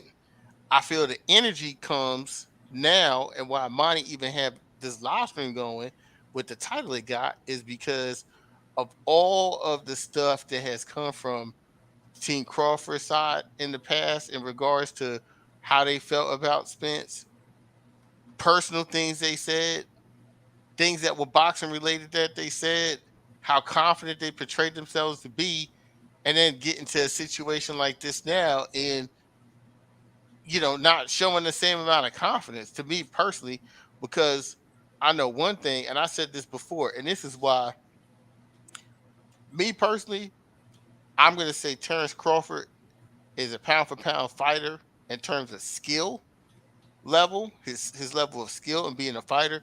But he don't I don't have him as pound for pound because he don't have a pound for pound mentality. And what I mean by that is this: Floyd was a pound for pound skillful fighter. When Oscar De La Hoya shot came along, Floyd let that man choose the weight that he wasn't even comfortable in. He let that man choose the ring. He let that man choose the gloves. He let that man give him, like, I think it was like a 78-23 split in the fight Mhm. because he wanted to be great. He accepted all those terms and beat him. See, when you confident in yourself like that, you just go you'll do what it takes just to be the best because you see the pot of gold on the other side of the rainbow once you win the fight. Once you win the fight, everything that you want is on the other end. Floyd ain't never had to be the B side ever again since he fought De La Hoya. He wanted to get the fight done, it got done. That's pound for that to me, that's pound for pound mentality. When you truly believe you the best. But when all these prima donna things is coming up, you know, because Earl said this, he said this before he fought Ugas. We gonna see who's holding up this fight once I get this third strap. He said it. All right, let me say this. Shouts out to my brother Omega Red. Shouts out to my brother Blood Boxing in the building. Blood say it's true depending what channel you're on. The facts or the facts, Blood. This is my thing. Nope, we don't, Blood. That's negative. And you can hit the link, Blood. It's right there, OG. When it comes to Earl Spence done everything that he said he was gonna do. And in the midst of doing that, he was called a ducker, a bitch, a faggot. I mean, he was called every fucking thing in the book, bro. On the way of grabbing those three titles that was right there in his grasp. You feel me? Terrence Boy Crawford told y'all, Bob Erm told y'all that the fight wasn't going to happen in the first place because he wasn't putting no money up for the goddamn fight. Cassandra, what's going down, Queen? Right? Bob Erm told y'all he wasn't putting no money up for the fight at Hmm. all. If he couldn't get no fucking nobody to invest like in the Manny Pacquiao fight, listen, if Bob wasn't gonna make the Pacquiao fight happen for Terrence Crawford, You know damn well you weren't putting up no money for the Earl Spence fight. So now that Earl Spence did everything he said he was gonna do, and when he got that third scrap, he called Terence Crawford out. I'm coming to take that motherfucking belt, right? He called him out. Ever since he got that third scrap, he been on Terence Bud Crawford ass trying to make this fight happen. These are facts. This is something nobody can deny, regardless of what you want to say. The man went out there got shirts made. Right. Going out there telling you when Oscar De La Hoya, I want to make this happen with Virgil Ortiz. Nope. I'm only here for one more fight, right? One more fight, and it's gonna be for Terence Bud Crawford. That's one fight. Win, lose, or draw. Win, lose, or draw, and then I'm taking my black ass to 54. Now that the fight is, and think about it, Bud ain't even with fucking Top Rank no more. Bud came out and said out his own mouth, the fight is the perfect time to make the fight. The fucking perfect time. It's undisputed. It's the biggest fight in 2022. It's the biggest paydays of both our careers, right? These are facts. These are facts. And now Bud talking about a fucking rematch. When Earl Spence is telling us, yeah, I want the fight now, this year, right? I'm doing everything I got to do to make the fight happen, right? I even heard the shit of 55-45. You understand what I'm saying? To the point now, we see Mayweather coming along. Or, well, you know what? Getting in Bud Crawford ear, and these are facts. Mayweather is in Bud Crawford ear, or the fight ain't going to get made until I say so. What the fuck you mean they ain't going to get made until you say so? What the fuck you and Bud got going on? Because evidently, Earl Spence came out and said, listen, Floyd ain't controlling shit on this end, right? Shit.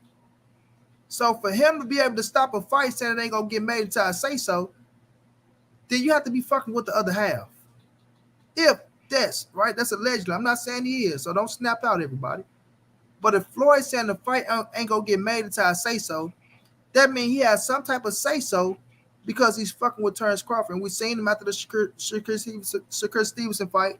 We see the motherfucker at the Hall of Fame, right? So now you got an opportunity.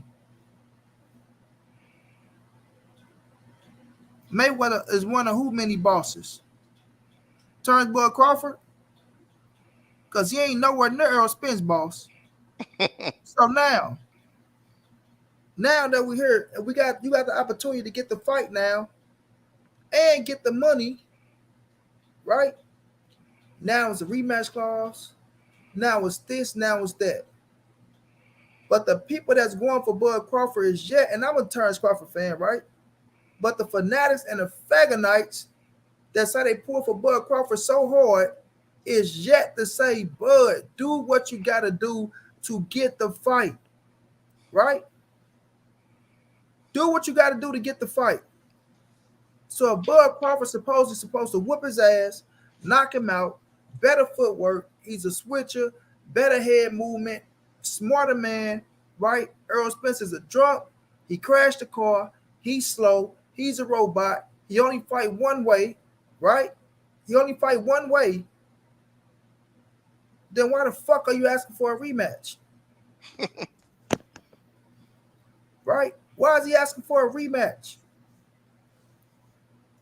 You feel me?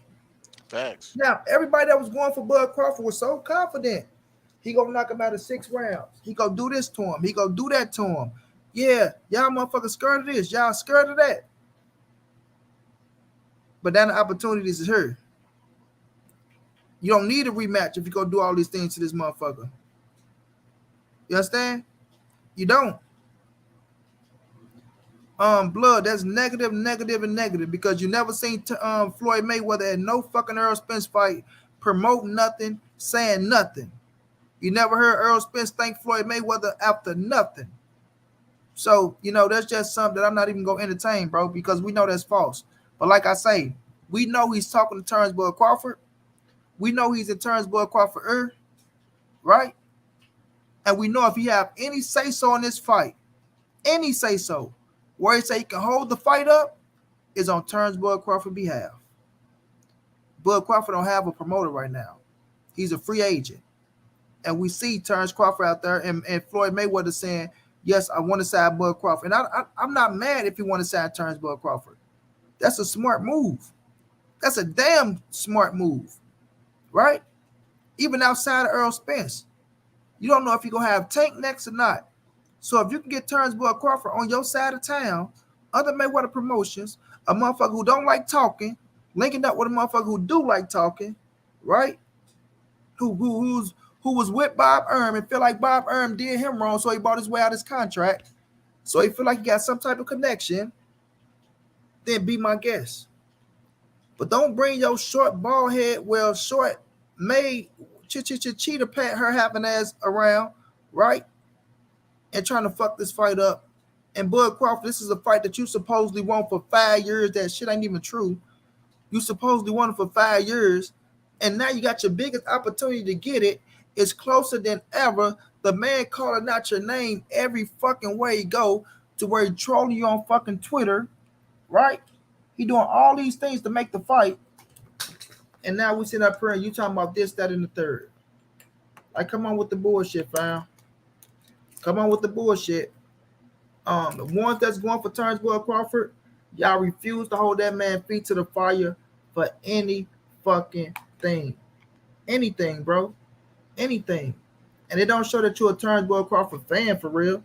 It just shows that you don't give a fuck about Earl Spence, and you'll do anything to see his ass lose, or you'll do anything to see that Terence Bud Crawford, get the favoritism, because y'all feel sympathy for the nigga.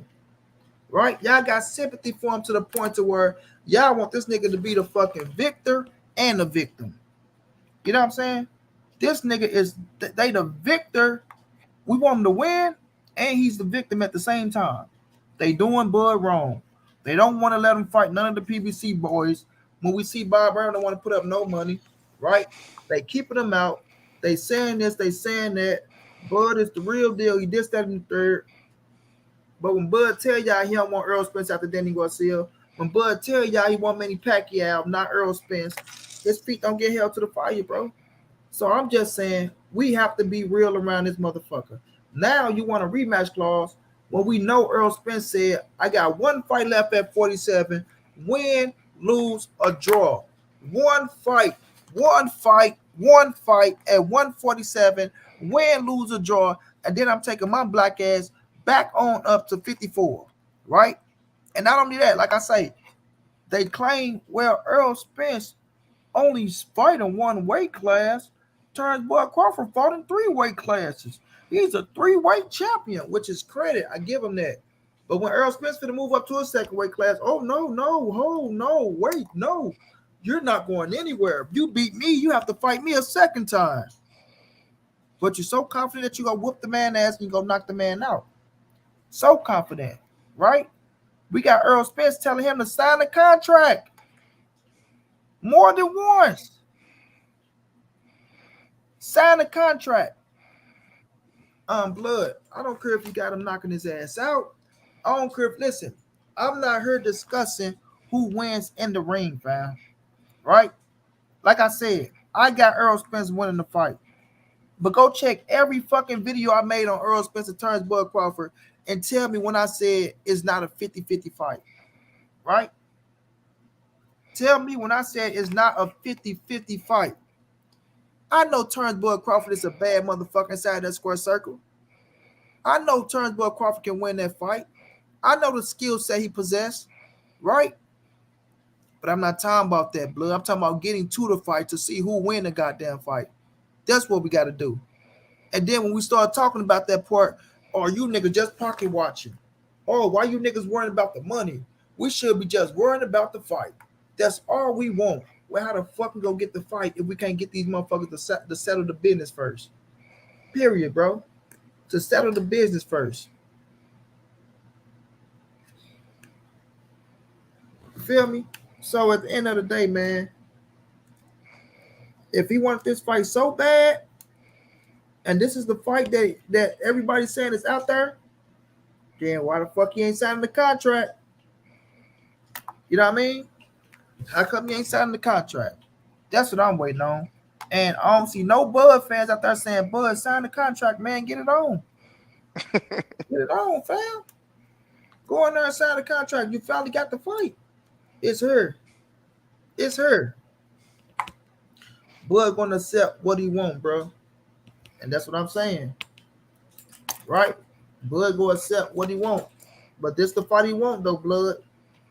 Motherfuckers say they've been waiting 6 years for this fight, 5 years for the fight, right?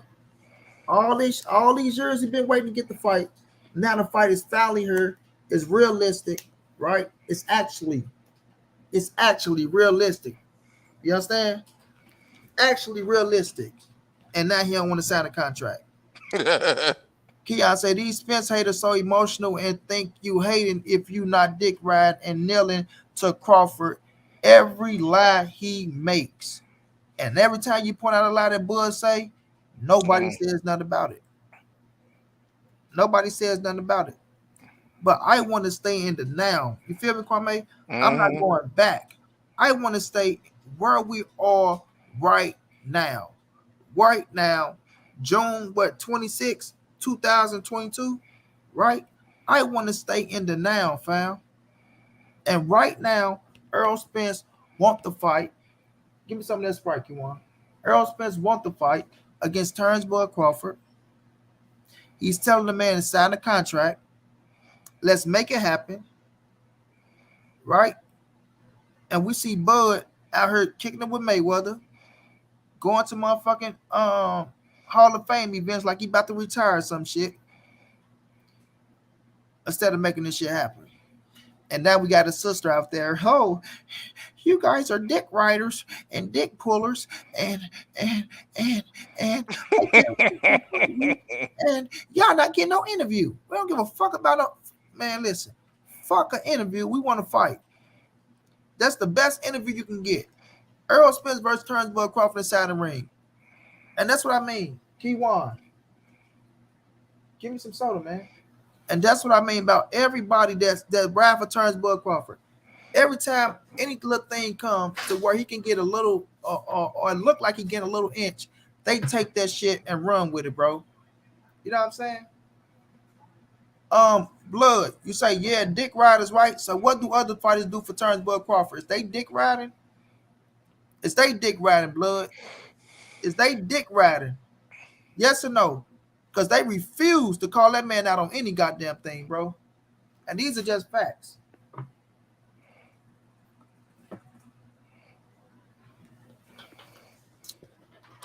She go to a channel and see that everything ain't good about her brother. Now they dick riding. But she didn't point out no points. She didn't say what that channel said about her brother. She didn't say, oh, well, they said this, I didn't agree with. They said this, I didn't agree. They didn't say this. All she do is went there because somebody told her to go there. She went there because somebody told her to go there. And listen, I don't have no problem with her riding for her brother, right? None whatsoever, right? That's your team. But her ass gonna get the smoke too, blood. If Bo Mac come out say some bullshit, if I'm on Bernie the box ass when he say some bullshit, oh yeah, the sister getting it too. She a grown woman. She older than Bud. And it can be what it be behind her, whatever the situation is. But if you open up your mouth and you say something and the shit ain't got no substance, right? Then you get it too, baby. You know, she said it's pick a side season. Love, in case you didn't understand or you didn't notice, pick a side season been in full effect around this motherfucker. You feel me? Full effect. Motherfuckers been going back and forth way before you just peep your nose in at the YouTube and see what's going down. Plus, I'm just saying, bro, she rolled for her, bro, and I agree with the little lady, bro. Blood, you gonna agree with everything she say because you ride with Terence Crawford. Of course, you're gonna agree. You're gonna agree just like every other person that's really that ride for Terence Crawford as well. But if you're gonna agree with what she said, then keep it real. And like you said, it's dick riding on both sides. You when you go and you do the show, blood, yeah. She said that the dick riding Earl Spence because she went to a channel and seen that they weren't going for a brother.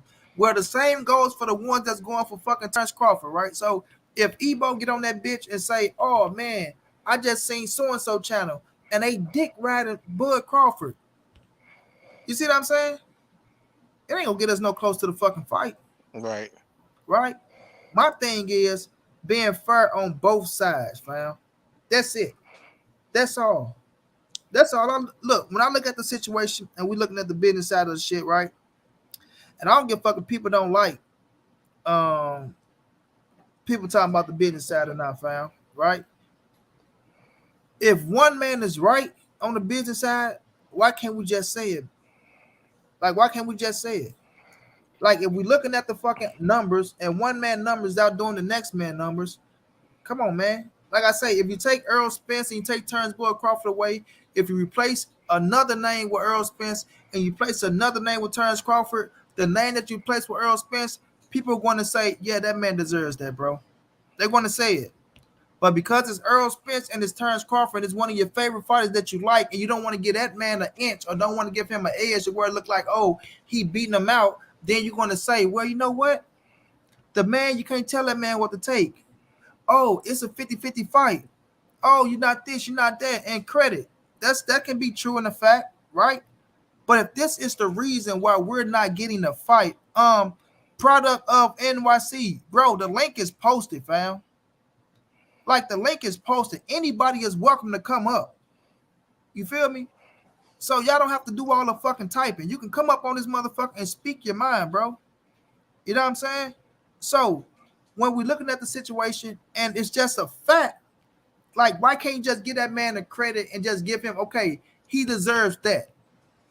And then if Bud Crawford is still not trying to make the fight, and in your mind, you know the man deserves that, then you got to call him out on the shit. If these roles was reversed, fam, and if Bud Crawford sold more pay-per-views than than Earl Spence, and Earl Spence was sitting his big head ass up there talking about, you know what? I want 50-50, Bud.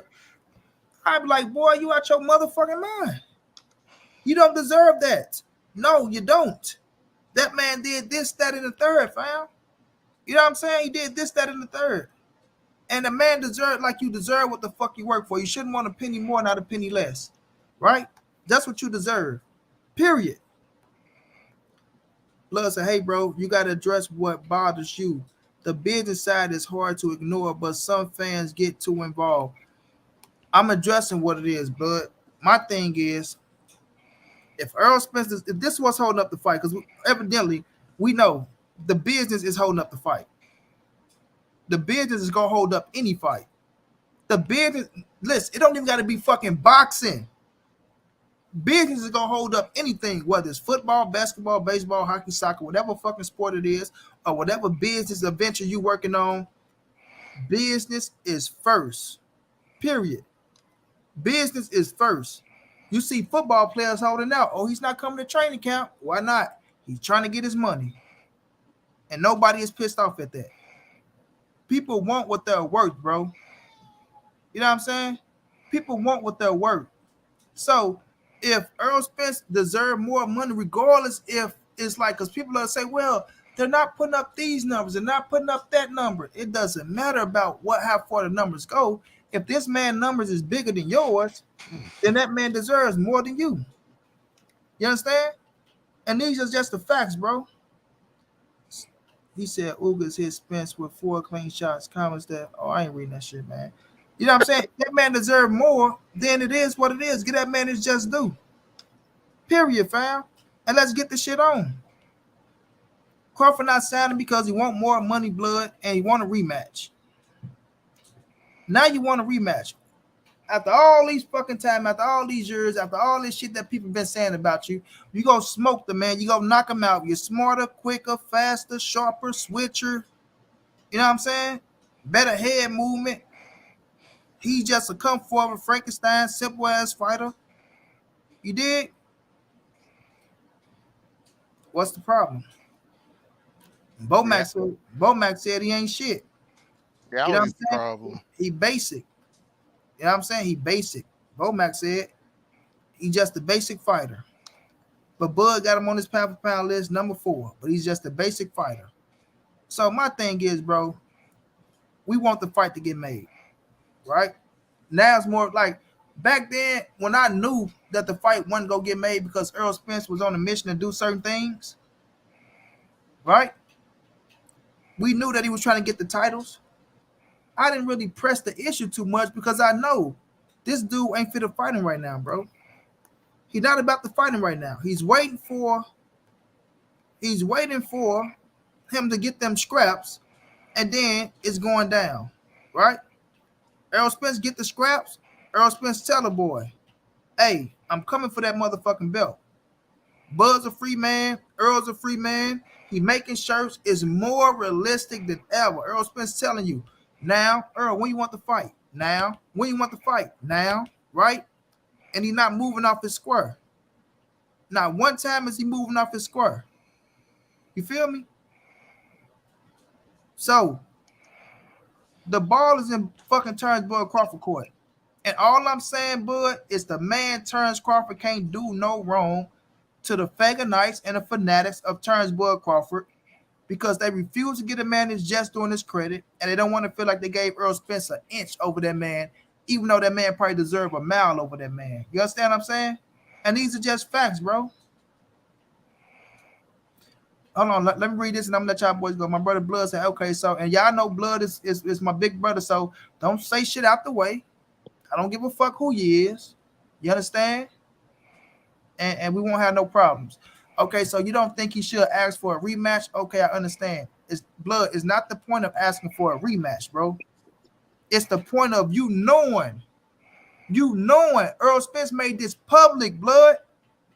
I got one fight left at 147, win, lose, or draw, and I'm going to 54. I've been here long enough. Only had 2 fights left. I'm staying for Terence Crawford and a shot at undisputed, right? I'm staying here for you. I'm gonna give you this one fight. I beat your ass. I'm vacating the title. Bam, I'm gone. You beat my ass. You the undisputed champion. Bam, I'm gone. You see what I'm saying? I'm out this bitch. You know what I'm saying? But now you pop up. I want a rematch. You want a rematch? I just told you I got one fight, bro. What the fuck is you on? You know what I'm saying? What are you on, bro? So all I'm saying is, man, when we see these type of things, bro, we got to be real about it, man. We got to be real about it. And now that we got it, I don't care who winning the fight, man. God can fucking favor Bud Crawford in the ring. I don't give a fuck. What I'm saying is getting to the ring. We have to get to the ring. And getting to the ring, we're going to have business first. And if business is favoring one man, then that man should deserve what the fuck he deserved, bro. And we can move on from it. But people ain't going to keep it real, fam. Jeffrey Brooks, W right side, what's going down, fellas? Hey, what's going on, Money Brown? What's going down with you, champ? What's up, Money? How you feeling tonight? I can't complain, my brother. Hey, I just want you to know I support your channel and everything. I appreciate that, Jeff. I appreciate it. But you know, I'm not gonna lie, I'm a Bud fan, but I'm a logical, rational Bud fan. You know what I'm saying? Ain't nothing wrong with being a Bud fan. You know, I'm a Bud fan. Yeah. I mean, I don't mind. I wouldn't mind seeing a rematch. To be honest with you, it's gonna promote big money. You know what I'm saying? 2 fights is now. They was talking about a rematch clause before. Bud did say no, I'm going up to fight Jamil. You know, so it's like he's kind of like revisiting that rematch clause for whatever reason, But I mean, I don't see no wrong in it. I think they should, either whoever lose that fight is going to want a rematch. You know what I'm saying? Most definitely. Earl Spence told you, Jeff, win, lose, or draw, I'm going to 54. This out his own mouth. He say he done with 47. So my thing with Bud is, I didn't hear Bud talking about a rematch at first. Bud said after Earl Spence, he want Jamil Charlo. His sister even came out and said, right. Well, he said after. Y'all slow as act like y'all didn't hear. He said after. So after you want Jamil Charlo, but now you want the rematch with Earl Spence. You see what I'm saying? You can't have it both ways, bro. Well, be honest with you, I think that's something that I believe Al Heyman probably is discussing with him, because I believe that is his intention. But Al Heyman like, wait a minute, man, you ain't even signed on the PBC. You want to come take the straps and ride off into the sunset with the belts. But you ain't even, man, we can't even get no rematch clause out you. So I don't know. I believe that I've been hearing is part of Al Heyman. That's not part of Al. That's negative, bro. That's not part of Al. Oh, okay. If it was for the Al Heyman, that would mean Earl Spence would be wanting a rematch. Earl Spence would tell us that he want a rematch. That's you know what I mean. Earl Spence is the fighter. So if Al Heyman was talking about that shit, then that means Earl Spence saying you want 2 more fights at 47, and that's not true. And like I said, when Bud say he want to fight Jamel Charlo next, how can you fight Jamel Charlo next if you're saying you want a rematch with Earl Spence? You see what I'm saying? Like he listen, Bud. But is that Bud saying that though? Bud, I mean, yes, that's what we hear. You know what I'm saying? Bud contradict himself so much, bro. So many times he contradict himself, fam. So at this point, you know, you just people just gotta call him out on his bullshit. You know what I'm saying? Like, come on, bro, you gotta be real about the situation. Like if Earl Spence said the same shit, I'll tell his ass the same shit. This is just facts. We are here now, bro. We're closer to the fight than ever. And I still believe we go get it, right? But I'm just saying when it comes to Bud Crawford and the shit that I'm hearing, right, from certain channels, and that's why I made this shit, because I heard a few. I wasn't gonna even do a live stream, but I listened to a few channels just listening. I'm like, man, come on, bro. Y'all gotta stop this shit. You know, and now everybody wants a fucking rematch clause, or when Bud say something now, oh, Earl Spence fans, y'all just, you know, y'all can't accept this and y'all can't accept that. You know, it's like, goddamn, bro, can you just hold Bud feet to the fire just once about the little small shit that he trying to do to get us to the? Could we get the first fight first? You see what I'm saying? We talking about a goddamn rematch. Can we get number 1 first? Like, god damn. But let me get the right side in here, bro. Right side was going down, child. What's up, money? You know what I'm saying? I don't disagree though. I don't disagree with what you're saying. I do understand him wanting the rematch, and my question, and I don't know the particulars of what's being asked for. My question is okay, if the fight happens, you feel me? I hope it happened. Hell, I hope it happened. But could the rematch be at 54? Could that be a possibility? You know what I'm saying? I think that'll still be a good fight. And but my problem is if Bud get his ass whooped and I like I said, I got it. I think it's a 51-49 fight. I got EJ winning the fight. And so my thing is damn, if you can't beat EJ at 47, how the hell you gonna beat his ass at 54? I don't see it happening. You know what I mean? So at the end of the day, man, Bud, I feel like Bud, he looking for his payday, and I ain't mad at that. But at the end of the day, man, make the fucking fight, bro. Make the fight happen. You know what I'm saying? Make the first fight happen, and then see what you can explore after that, bro. Make the fight happen. And it seems like I ain't got no proof of it. It just seems like Bud is the one holding this shit up right now. That's what it seems like. Yeah, but even at 54, fam. So Earl Spence say want to go up to 54 and become a world champion. Going up to 54 and fighting Bud in a rematch right away ain't getting him to become a world champion. So I don't think he gonna become, you know, undisputed champ, then drop the titles and go to 54, then Bud come up to 54 and face him at 54. I don't see that happening, bro. I think it's gonna have other plans involved for Earl Spence at 54. Because see, this is what I'm saying. Like, people have plans. Like, you got to plan this shit out. So okay, if I'm standing here for you at 47, and now me and Al already talking, we already got the undisputed champion at 54, and it's my stablemate. So we don't know, like, I ain't gonna get too deep on that shit, but we don't know if, you know, Mel Charlo go drop a few belts when Earl go up and Earl fit a fight for a world title, right? Or how that situation is going to play out.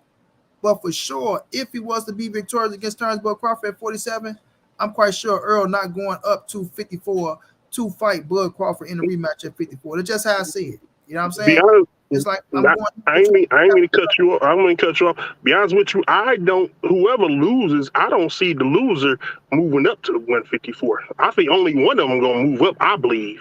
You know what I'm saying? So yeah. I just don't see them both. Whoever lose, let me just jump up to 154 like that. I think the winner gonna fight Keith. I think the winner gonna fight. The loser gonna fight probably Keith Thurman next. Really? Hell no. I don't. Who you see, but who you see moving up though? Who you say you only see one fighter moving up? Which fighter you see moving up? The winner moving. I see the winner moving up. Okay. Earl Spence is gone regardless, fam. I'm gonna tell you that right now. Earl Spence is moving up regardless of what the situation is. He out of there, bro. I'm telling y'all now. Win, lose, or draw.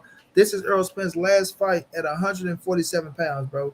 So Earl Spence is going to be a 154-pound fighter. Terence Crawford was only moving up for a Jamel Charlo fight. Understand this? Right. Just like when he said he was going to go up and fight um the fucking boy that had the scrap before Brian Castano beat him, the damn the Brazilian, man. I can't get his damn name right now. He had a WBO scrap, right? So they was going to move up to fight him for that WBO scrap, supposedly. Now I mean, to become another world champion at a 4-weight division, but he ended up losing to Brian Castano, and we see what happened. We ain't heard him say shit about going up to fight Brian Castano, right? So he stayed at 47. So now he's saying he will go up to fight a Jamel Charlo, but he's not going up to be a 154-pound fighter. He's not going to be a 154-pound fighter. Errol Spence is going up to be a 154-pound fighter. That's his next division. He's done with 47. Bud going up for an opportunity if the opportunity presents himself. And that's only if Al Heyman wants to present him that opportunity, which probably not going to happen. Because even though Mayo is undisputed, Mayo has mandatory still he got to face. That stepped aside and let that fucking fight happen with him and Castano twice. So he's going to have problems he got to deal with at 54. So if Bud take his ass up, he thinking, okay, I'm going straight up and I'm getting an opportunity. No, it don't work like that, bro. You know what I mean? This is PBC on this side. If you do business with us with Errol Spence, we're going to allow that because that's the biggest fight at 47. People been waiting on that fight. It make a lot of business sense. Nobody is calling for Bud Crawford, no goddamn Jamel Charlo, fam. And these just as facts. Not saying it's not a good fight, right? I never say it's not a good fight, but people not calling for it right now. You know what I'm saying? And Bud don't hold that type of weight to where he can say, I'm going up and I'm facing Jamel Charlo. If that's the case, if you hold that type of weight, Bob Earn would have never let you go. If you held that type of weight, you won't be a free agent right now because every fucking promoter be throwing money at your ass, trying to grab your motherfucking ass in. You're 35 years of age. Regardless of how good you is, they see you on the back end. You feel me? So when we're looking at the situation, bro, we just got to be real about this shit, man. He's at 47. Your biggest fight, Patrick Teixeira. Appreciate that, Philip. Your biggest fight is Errol Spence. It's right there in your making, right? Play ball, bro, and just make the fucking fight happen. You know what I'm saying? Play ball and make the fight happen. I think he about to get. I think after he fight Earl Spence and then if he move up and fight Charlo, I think he probably gonna be looking at retirement after that, something like that. I think he's trying to get to 40 wins or whatever, and probably calling it quits. I don't see him trying to clean out no 154 division. That's gonna take about 4-5 more years. You know what I'm saying? No Charlo fight, bro. I'm gonna tell you that right now. Even if he win, that fight ain't happening, bro. No, even if he beats Spence, you still don't see that happening. But this is the thing, and correct me if I'm wrong. I believe Bud he the WBO champion right now at 47. If he tries to move up without fighting Spence, if he try to move up, then I think Virgil Ortiz is also the mandatory for the WBO. He's not going to be able to leapfrog Virgil Ortiz if Virgil Ortiz activates his mandatory clause. You know what I'm saying? He's not going to be able to leapfrog him like that. Regardless of what he's done, it's not going to happen that way. So I agree with Money, bro. Like I don't know how Bud think he can move up without fighting Spence and being able to get a Charlo fight. I don't see that shit happening, bro. Yeah, that fight ain't happening, bro. I'm gonna tell you that right now. On the simple fact of they both over on the PBC side. You know what I'm saying? Like Al not finna make that fight happen with you and no goddamn Jamel Charlo without you fighting Errol Spence. If you beat Errol Spence, you're the undisputed champion at 47. All your weight is at 47, but you want to go up, drop the title, and try to get an opportunity against Jamel Charlo and become the B-side once again. You see what I'm saying? Like that's too much power for Bud to go. There's no way if Bud was to beat Spence and move up and force a mandatory with Jamel. There's no way that could happen. It's mandatory to line already, bro. That's been there before him. Like he go up, he don't have no titles. So I don't think. Listen, if you're in position already at 54 to fight Jamel Charlo, you stepped aside twice already to let him become undisputed. Now it's your opportunity to become undisputed, right? Bud goes up. You think you're gonna move out of line and say, you know what? Fuck it, that's Terence Bud Crawford. Just beat Earl Spence. I'm gonna move. No, that's not business sense. It was business sense to get paid some paper, to let that fight happen twice with my man Brian Costello because you got paid. You're not getting paid for Terence Bud Crawford. You just moving your ass out the way, allow him an opportunity, and you right there already. You see what I'm saying? And plus, we don't know what PBC has installed for Jamel Charlo. Like I say, they be having shit planned for these fighters already. So Bud Crawford is not in a mix for Jamel Charlo. Not saying he can't be, but right now as we speak, you know, everything is on Bud and Earl. And if he move up, it's damn sure ain't gonna be Jamel Charlo and Bud Crawford next. So that means Bud, you gotta sit your ass right there. You gotta fight somebody. Earl Spence comes up, right? So now we both sitting here. And now what do Jamel Charlo do? You know what I'm saying? Do we vacate titles or how does that play out? That's why I say we don't know. That's a lot of speculation on hoping something happens for Bud Crawford. Bud Crawford's in a position right now to where you got the biggest fight in boxing with Earl Spence. And you know what I mean? That's what you need to be focusing on, not calling out some goddamn Jamel Charlo and things of that nature, fam. I guess he tries to say that that's how confident he is in winning the fight, I guess. And that's what I'm saying. If you that confident, which is good too. Yeah, ain't nothing wrong with it though. Yeah.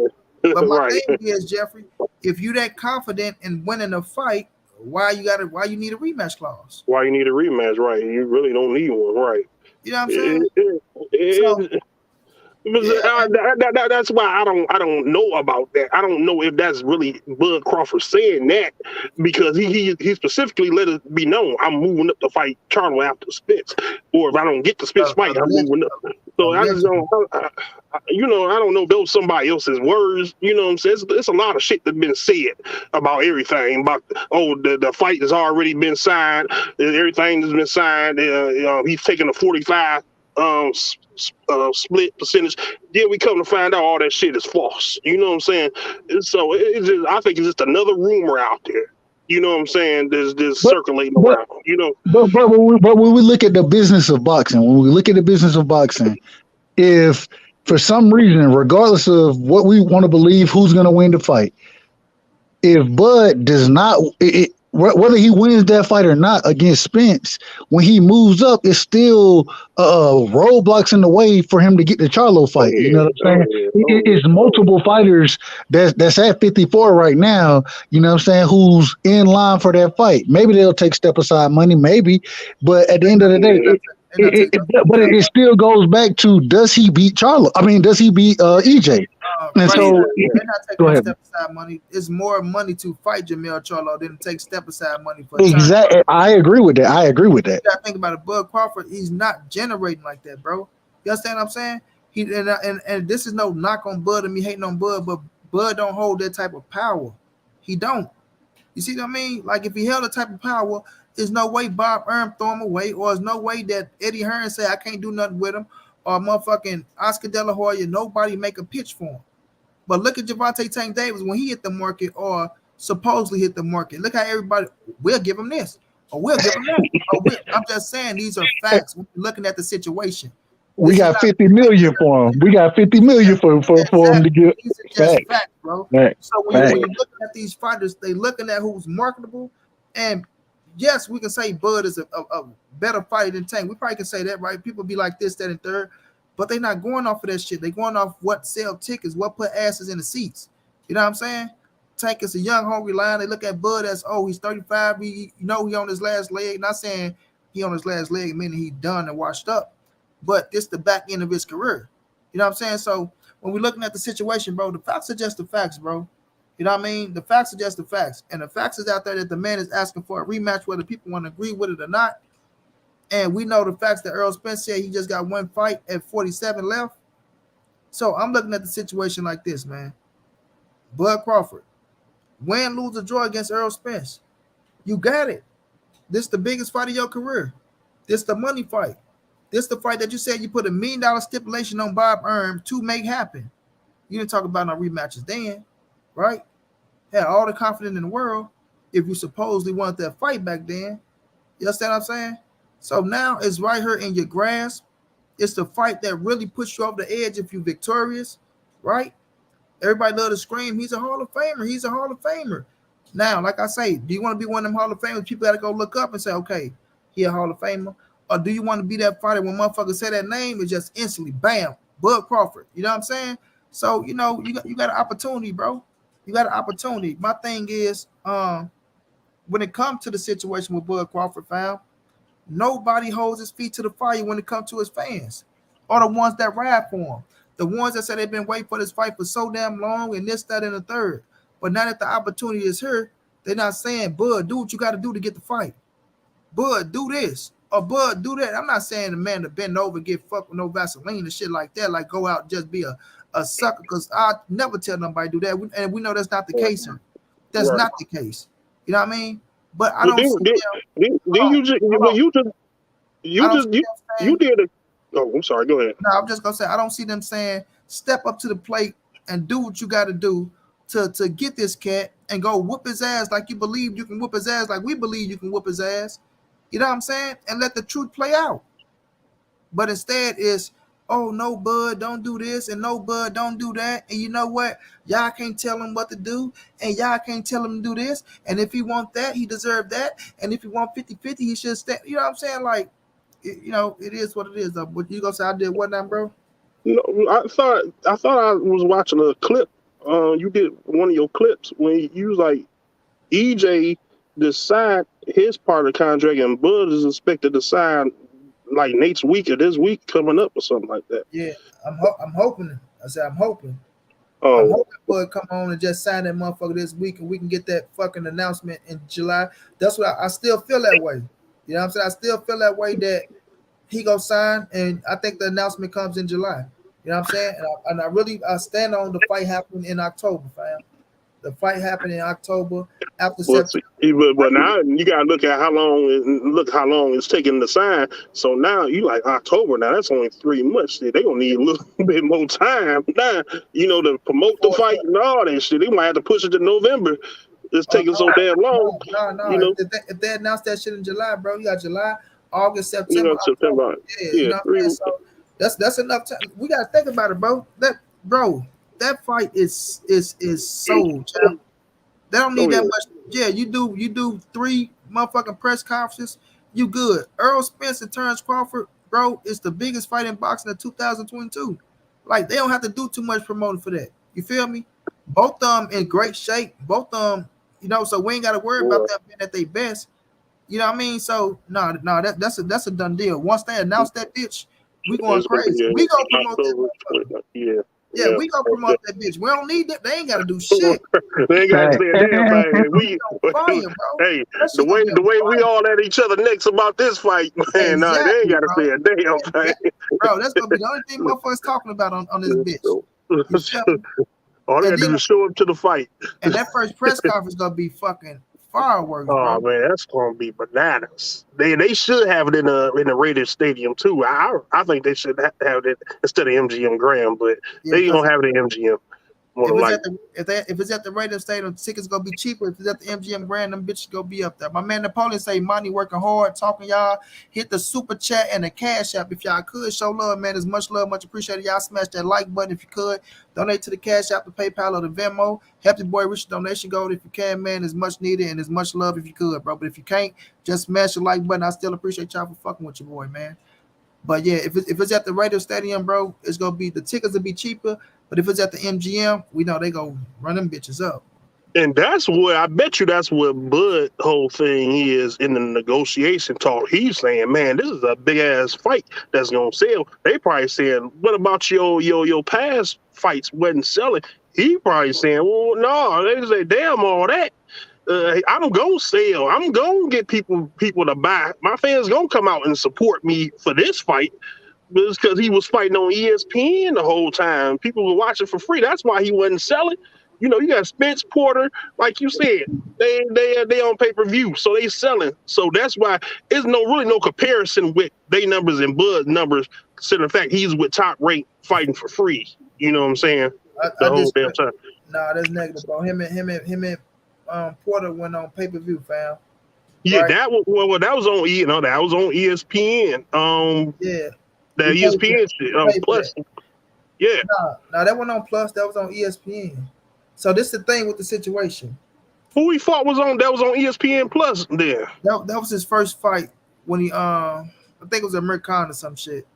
But this my thing, because that was his first time going on pay-per-view. I think it was American. You sure? Yeah. So the situation is this. You got to blame Bud for that. Like we can say, oh, Earl this and that, Earl this.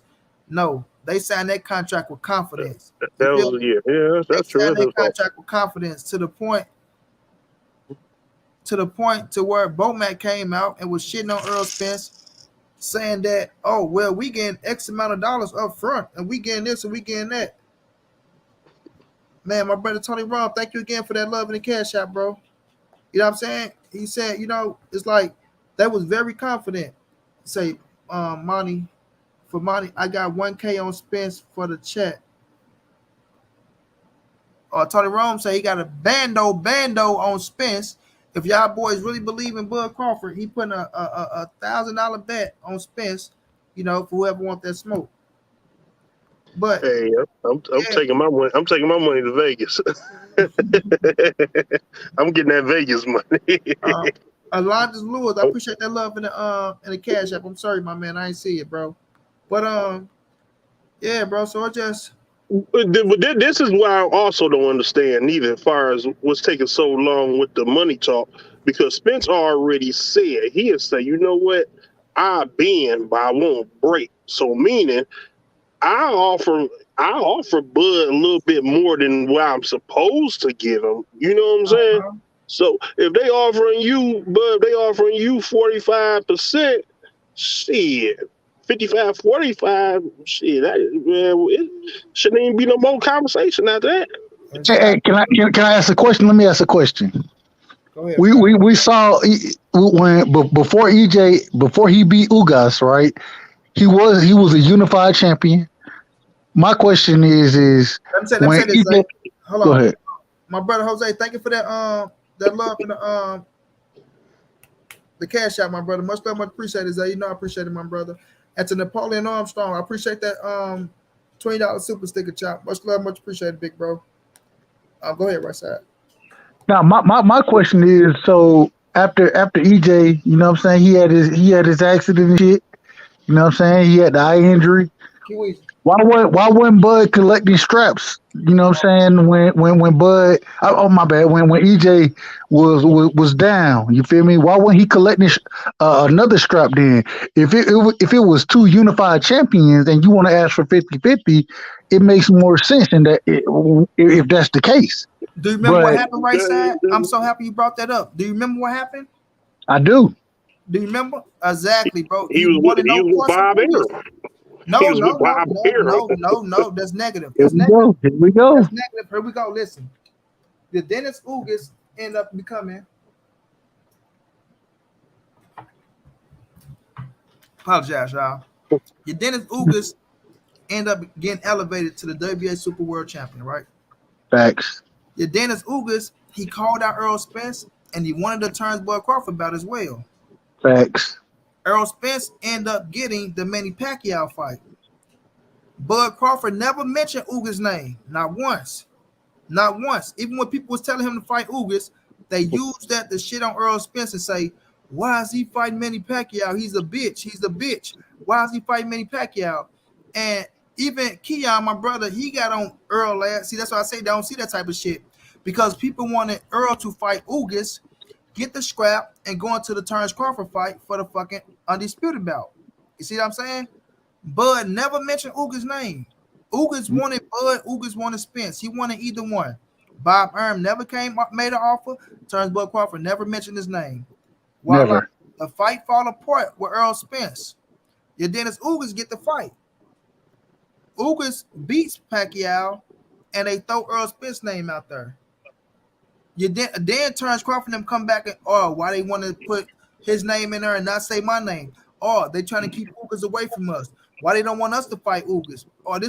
This Bud Crawford out his own mouth. This is crazy. How come they not mentioning my name with your Dennis Ugas? How come you didn't put your own name with your Dennis Ugas when you had the opportunity to fight the man?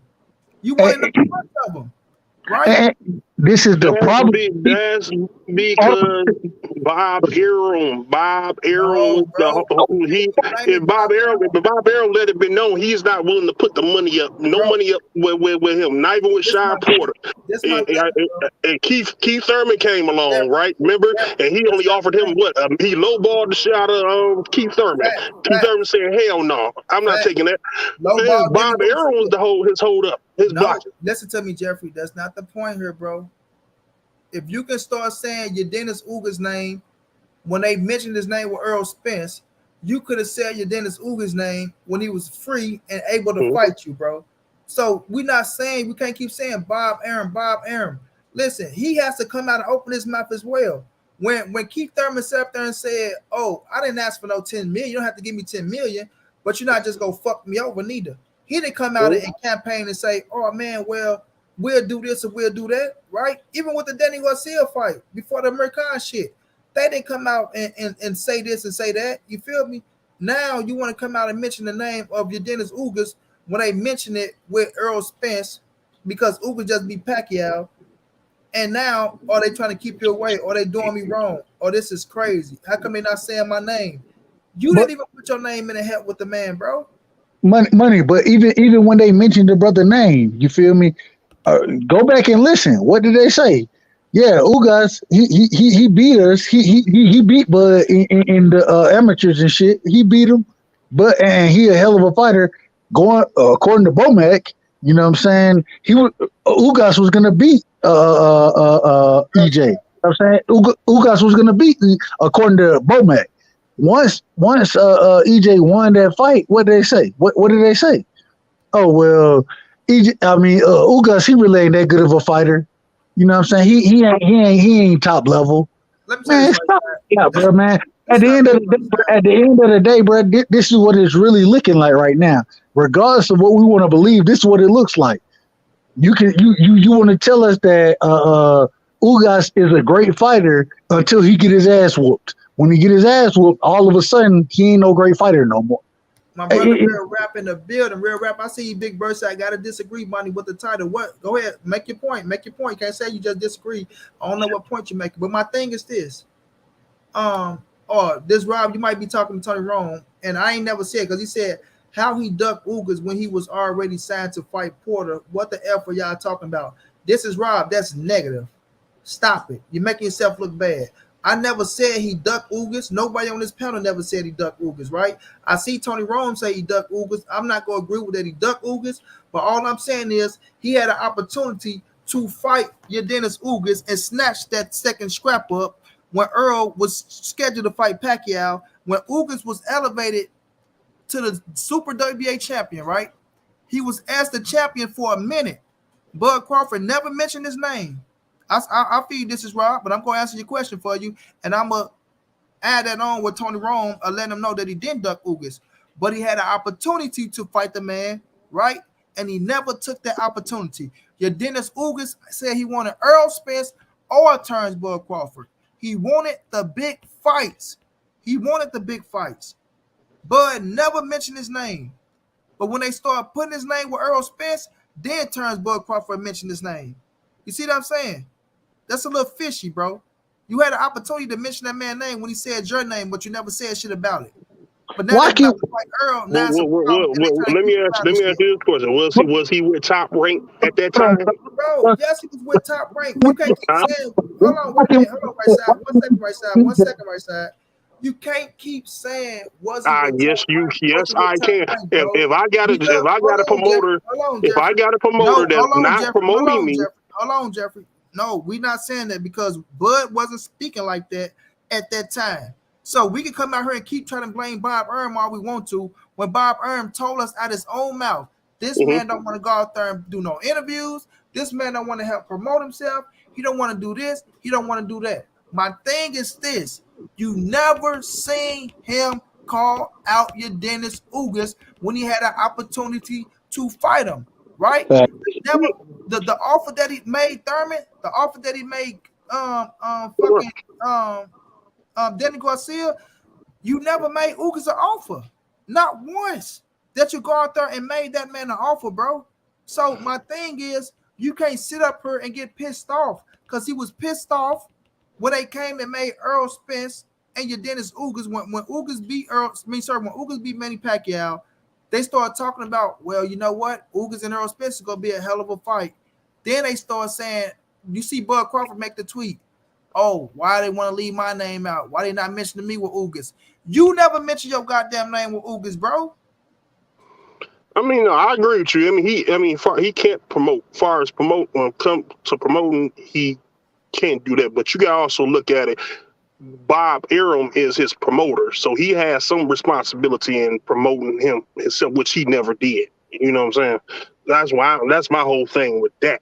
Plus, if I'm with a promoter that's not promoting me, I'm not gonna really call nobody's name out, really. And so that's why he was just fighting top-ranked fighters only, because Bob Arum was like, let it be known, I'm not putting money up for you.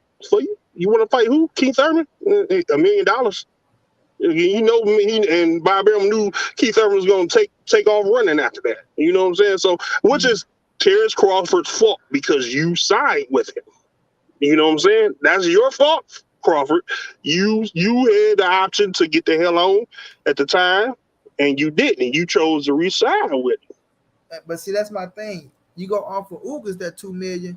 Who knows? Ugas take that shit because this is the biggest fight of his career that he's trying to get. Oh yeah, hell yeah, he would have took that.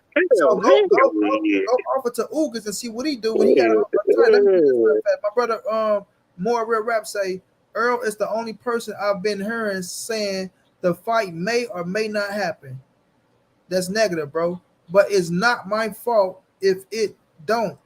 Earl been setting it up to be the victim and his fans running with it. Laugh out loud, money. That's negative. Real Rap, that's negative. The fight don't happen. The fight don't happen. Let me say this real fast. Don't happen. Yeah, go ahead. Real Rap. Jesse McClain, appreciate that love. Oh, my dude, ejaculated. Jab, what's going down, bro? Appreciate that love, fam. So you gonna sit up here and tell me, Real Rap, that Bud didn't tell you that fight is behind me now? I don't want to talk about that fight. I don't care about that fight anymore. It's not happening. Huh? Earl Spence never said, oh, it may or may not happen. At the time, and you got to point that out, right?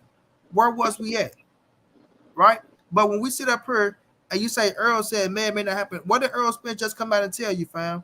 I'm going to fight him this year. Is the fight going to happen? Yep, it's going to happen. It's going to happen.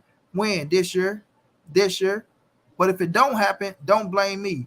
That's saying a man that's telling me is I'm doing what I got to do to try to make this shit happen. Right? If the fight don't happen, it ain't my fault. You understand? If the fight don't happen, it ain't my fault. So you have to pick that up with this man. And just like he said, fam, look who's talking about they want a rematch. Look who's saying they want more money, right? Look who's calling out motherfucking Jamel Charlo. You understand what I'm saying? Like, you should be focused on one man, and that's Earl Spence. That's the only thing you should be focused on. The biggest fight of your career, right there at 47. The fight that you so-called been wanting for 5 to 6 years, as everybody say. Justo Chavez, what's going down, bro? Right? You've been wanting for 5 to 6 years, and it's right there now. You understand? And like I said, I'm not saying getting bent over no Vaseline.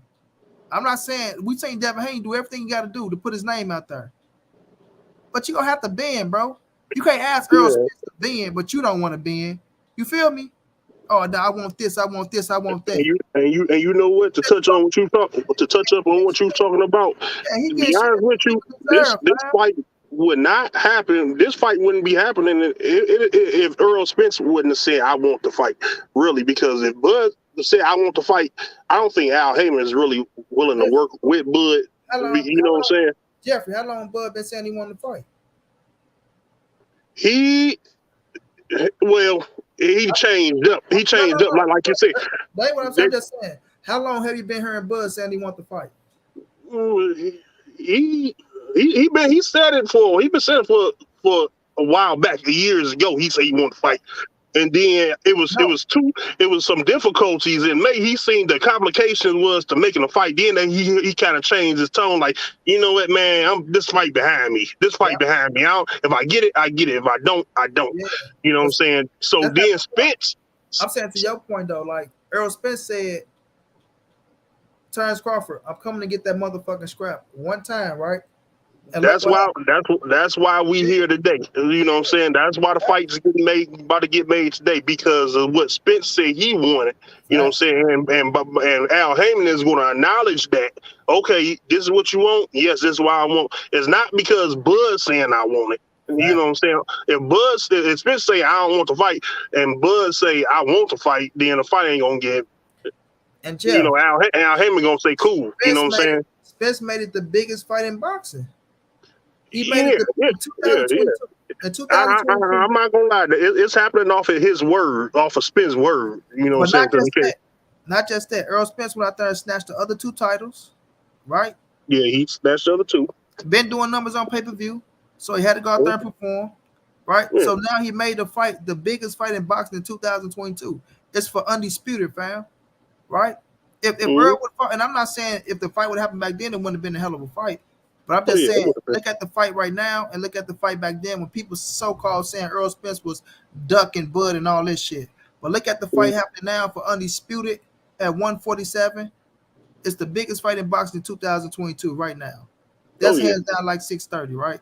Oh yeah. But Earl Spence don't get no credit for that. All he get is criticism and bullshit. You understand? And now it's criticism. Yeah, it is. It's criticism. It's criticism on both sides too, though. You know what I'm saying? But yeah. What do Earl Spence deserve criticism for? If I was to ask you, fam, to be realistic. No, I don't see. No, he don't deserve no criticism. I mean, none, because he doing his parts as far as trying to make the fight. He don't seem like he's prolonging, you know what I'm saying, not nothing like that. But I mean, I don't know how much of fault it is from Team Crawford's side, neither though, because a lot of stuff. Because if you think about it, Crawford said people think that they know what they're talking about, but they really don't know what's going on behind these closed doors. So that's why I think a lot of people is speculating that, oh man, Bud, you the hold up, but I mean, it could be something much greater going on behind the closed doors in that negotiation. You know, talk too. Well, if Earl Spence keep coming out saying sign a contract, then how do we supposed to take that? This is what I'm saying, fam. Earl Spence told us plenty of times, right? I'm finna get these scraps, and then I'm coming over there to fight you. Right. We've seen the man go through his trials and tribulations. Court crash in 19, Bud Crawford. I don't want him after the court crash. We don't know what's gonna happen. He beat Danny Garcia, set up for the Manny Pacquiao fight. Torn Regner, set him out the ring for years too. Bam, come back, beat fucking your Dennis Ugas. Now we heard. But I'm tell you what Bud doing. Bud is waiting till the very last day of the negotiation talk. He trying to squeeze as much dollars out of this as he can. Therefore, he gonna wait till the last day of the negotiation talk to where they say, "Hey, it's either deal or no deal," and then he gonna take the deal. That's what sound like he waiting on to me. But it came out of his mouth. It came out of his mouth. He said the fight is going to happen, even though he's prolonging it. He's saying the fight is going to happen. So he just trying to squeeze as many dollars out of this as he can. They probably didn't hit him with a low ball offer based off of his sales, and he said, "Oh, come on, man, I need more than that."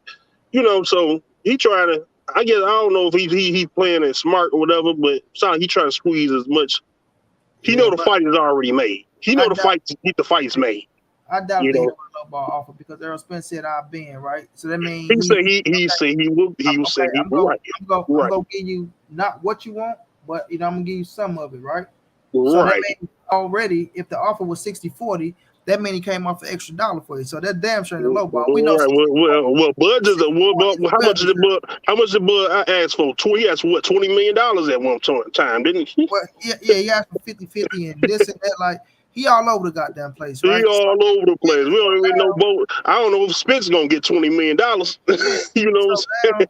Yeah. So especially like, and that's what PBC is looking at. See, people get mad and they'll bring up, oh, well, they have $55 million for Canelo Alvarez, but they can't do this. And they listen, we know Canelo generates. Motherfucker look at Canelo numbers and say, well, this is what the man is pulling in, so we know we're gonna pull this back. You understand what I'm saying? So for them to say we'll give you 55 M's for this, that means what he did against Caleb Plant, he generated. And we got what we got back. With Terence Bud Crawford, they don't know. like it's still in the realm of we don't know, right?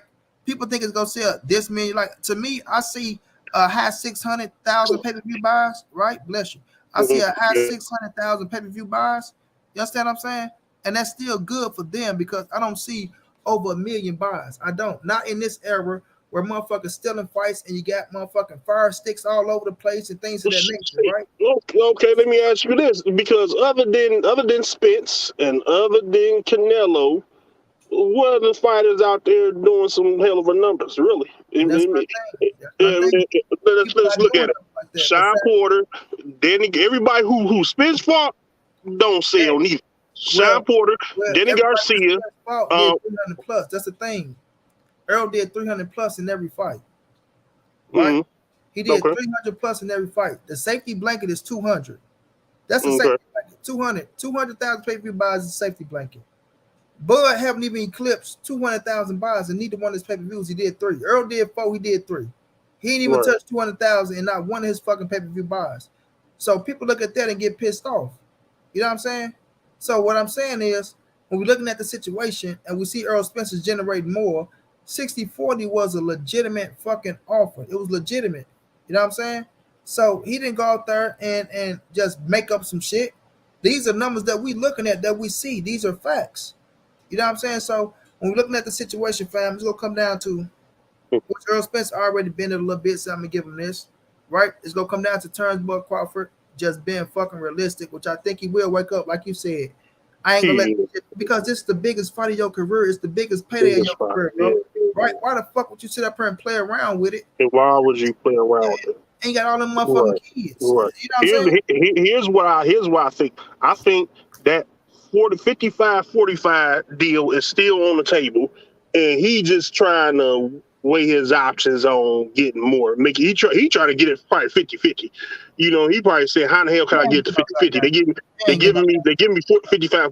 That's all he doing. I'm telling you, he's squeezing it. He's squeezing it he pushing it to the last day. Until they gonna fuck around and say, you know what, man, you gonna take it or leave it, and then he gonna say, all right, fuck it, y'all ain't give me the money. You know what I'm saying? See that, but that's like, to me, that's prolonging. It's prolonging shit. For what? Like for what? If you know already, like if you wanted 60-40 and you jumped out and got an extra motherfucking 15, right? And now you still want to sit up here on the bullshit, like prolonging for what? Like what the fuck? Like you got what you want. Last time I checked, if a motherfucker give what they want, slam it. You feel me? Slam the motherfucker down. Because it don't have to be. It don't got to be there tomorrow. Exactly, bro. Exactly. Like you don't know if it's there tomorrow or not. Yeah, Spence can get there and say he can say tomorrow. He can wake up tomorrow and say, you know what, man, you ain't. My brother Real Rap, Earl Spence said when they said the 80-20 shit was a joke, bro. In 70-30, when he was talking about his girlfriend, when he was on the live with his girlfriend, he was going at it with the trolls, bro.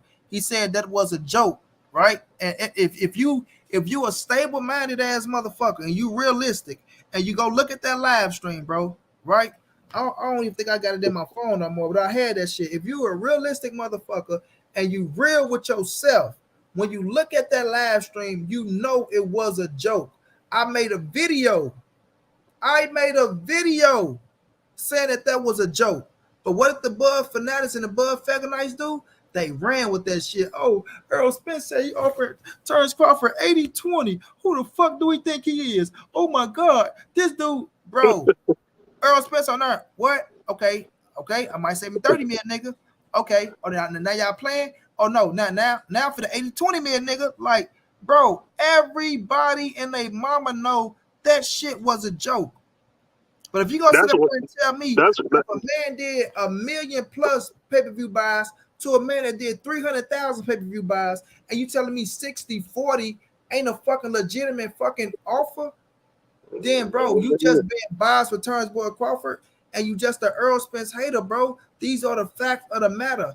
If that boy could squeeze, and I think he might squeeze an extra fucking 10. I don't think he might get he can't get no more than 50-45%. He ain't allowed to get 50-50. Yeah, he can get 50. He can get 50-50. No, you're right. Yeah. No. My point was he did get the extra 5, right? So my thing is this, right? you gonna sit up here, even if they say 60-40, Jeff, right? They just say 60-40, fam, right? Mhm. You're gonna bag off and miss your biggest payday of your career over extra 10% that you know that man deserves. You see what I'm saying? Like the world knows that man deserves. Y'all smash the like button for me, y'all. Please smash the like button. If y'all could show love, donate to the Cash App, the PayPal, or the Venmo. Help your boy reach the donation goal. Whatever y'all donate is much appreciated.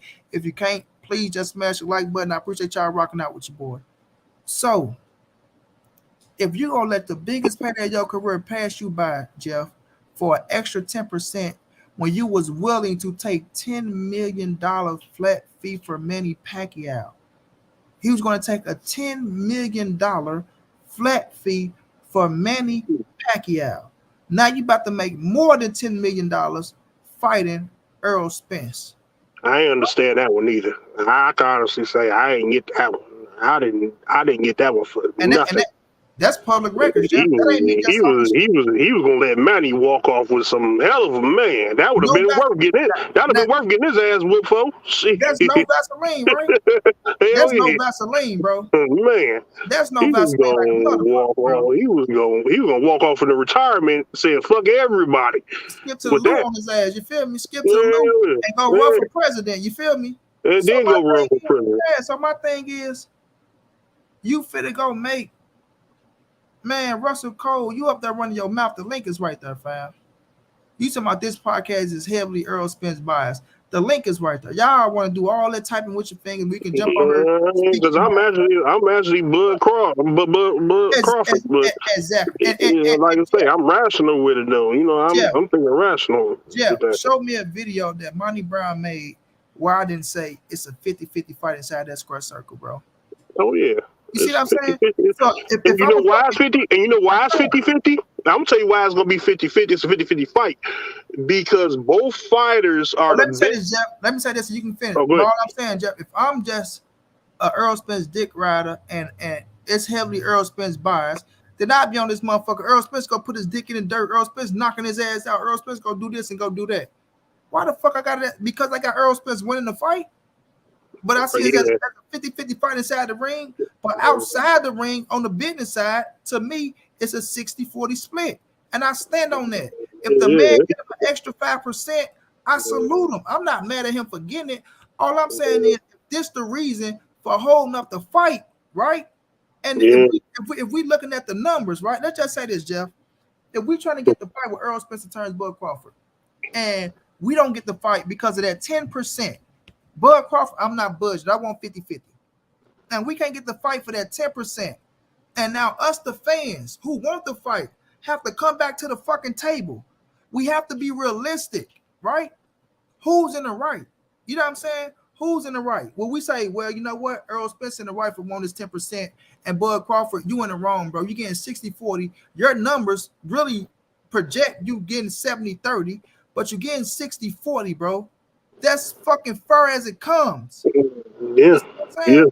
But we'll be wrong if we say, you know what, Bud was wrong because Errol Spence deserved that. Now we just dick riders and dick pullers and you know what I mean? Like or Spence say, fuck it, I'm going up to 154, you taking too long. Yeah. And then they're gonna say, oh now you duck it. Anything to make and that's why I say they want him to be the victor and the victim at the same goddamn time. Like, come on, bro, be real with the shit. That's all I'm asking. Be real, bro. Y'all they need to do a two fight though after. And I mean, I hear what you saying. With I mean, why you saying that? But then gonna move up. You talking about you gonna move up? They need to be a two fight. At least a two, like a Tyson Fury and Deontay Wilder. They had what 3 fight deal, but it should be like a 2 fight deal. And see if they both split a fight apiece, then make it a third one for the tiebreaker. I don't think it's gonna do that, bro. Armando Goods, what's going down? I look at it like this: Wilder and Fury, that's the heavyweight division. Them motherfuckers can't go nowhere. You know what I mean? They used to making that weight. With Errol Spence, since 2012, he been at 147. This Bud third division. You see what I'm saying? Bud, it's okay for him to make 47. You know what I mean? Like, I make 47 easy. With Errol Spence, he's ready to move up. He's a big dude. I've been here for fucking 12. It's 2022, 10 years. I've been Yeah, here he for been there 2 for a years, man. minute. So, I'm ready to get this shit over with. Let me get this right. I did everything I said I was gonna do. Become undisputed, no, not become undisputed. Try to become undisputed, right? If you become Yeah, undisputed, but put myself in position to become undisputed, right?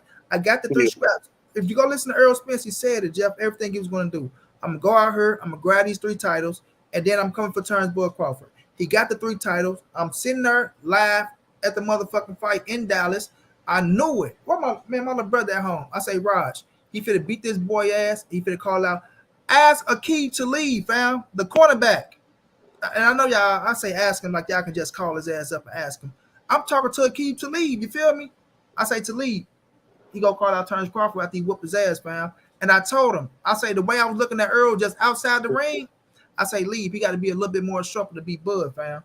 I'm keeping it real, right? He got to be a little bit more sharper to be Bud. I come home, I look at the fight on TV.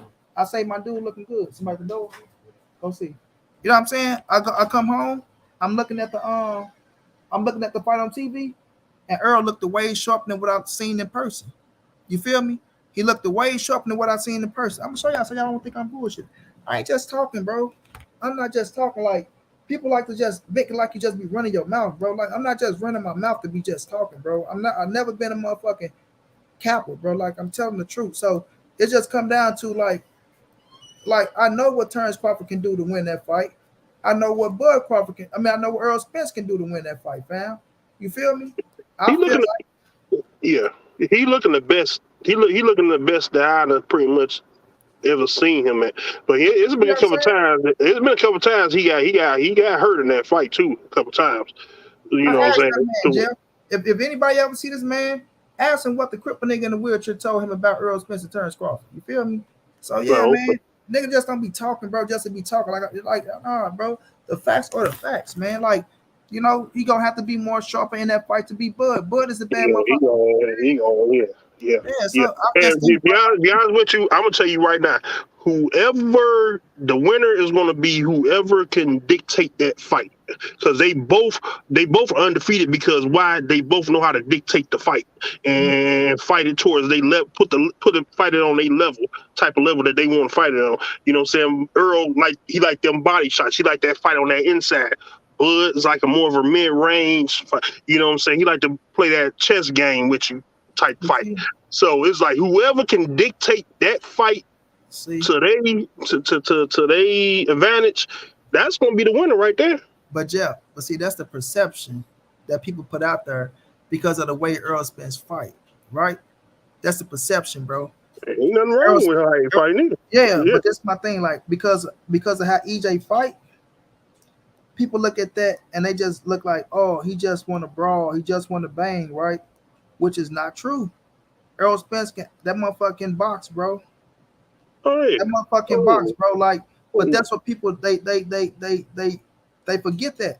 They forget that he can box because what he do, right? Like, and listen to this, Jeff. Oh shit! The champ is get the box and IQ stuff. This stuff, that stuff boring. I want like oh what he say? Forget the box and IQ stuff. That stuff boring, right? Mm-hmm. Get the box and IQ stuff. This stuff, that stuff boring. I want like oh shit! But that's what he like to do. But when he got to use that IQ, he go bring that shit out. And I think that's what's gonna shock and surprise motherfuckers in this fight. You know what I'm saying? Like they Oh feel yeah. like, oh, Earl Spence's way of winning, he got to maul Bud, he got to knock him out. People feel like Bud way of winning, he got to outbox him and stay out the inside. You feel me? This fight is gonna be a special fucking fight, bro. But to me, Oh yeah. Bud Crawford can't fight in the inside. That's just my opinion on that, right? Bud is a mid-range outside fighter. He's a great adapter. He's a great counterpuncher, right? He good at angles and shit. He Yeah. good at angles. So Yeah. when I'm looking at the situation with him, he's gonna need that Earl Spence to stay on the outside type of shit to have an opportunity to win this fight. Because if EJ take that shit to the inside and Bud start playing that game, he's not winning this fight, bro. He's not. My thing with Bud No. is he faster than Earl. And what scared me with Bud with EJ is when Bud he turns Bud Crawford is magnificent at punching with you and getting there first, bro. I give him all that. Yeah, Yes, that's what I was gonna say. He's not like Ugas. Ugas stood there and took an ass whooping. But see, And but no, I'm not and Bud ain't gonna just gonna. stand there and fall fucking Yeah, 12 rounds yeah, and just yeah, you know what I'm saying, he gonna get out of there. You know what Jeff. I'm saying? See that perception right there, Jeff? Earl Spence made him stand there and take an ass whooping. See, Nah, people think, you know, a lot of people saying that, but how can you make somebody to hold on. stand there? Because of the I style. know. I want to know that. Let me tell you, because of the style that Earl Spence fought his ass, right? Earl Spence went and got him, bro. Like, it was nowhere he can go. Like, Earl Spence hunted his ass down to work. Look at the fight. Earl Spence hunted him down, fam, and started breaking his ass down. You understand what I'm saying? He broke his ass down to where them body shots, that shit wear and tear on you, bro. It wear and tear on you. And then when we look at your Dennis Ugas, right? Your Dennis Ugas, he's not the typical Cuban. He's not an Arslan Lara, right? He's not the one that's gonna move around the ring like Cubans normally do, use their footwork. That was his problem, though. But wait a minute, he's a fight. He fought Sean Porter that way. He fought Manny Pacquiao that way. I understand. Wait a minute. No. My thing is, when he's victorious using that style, he get his credit.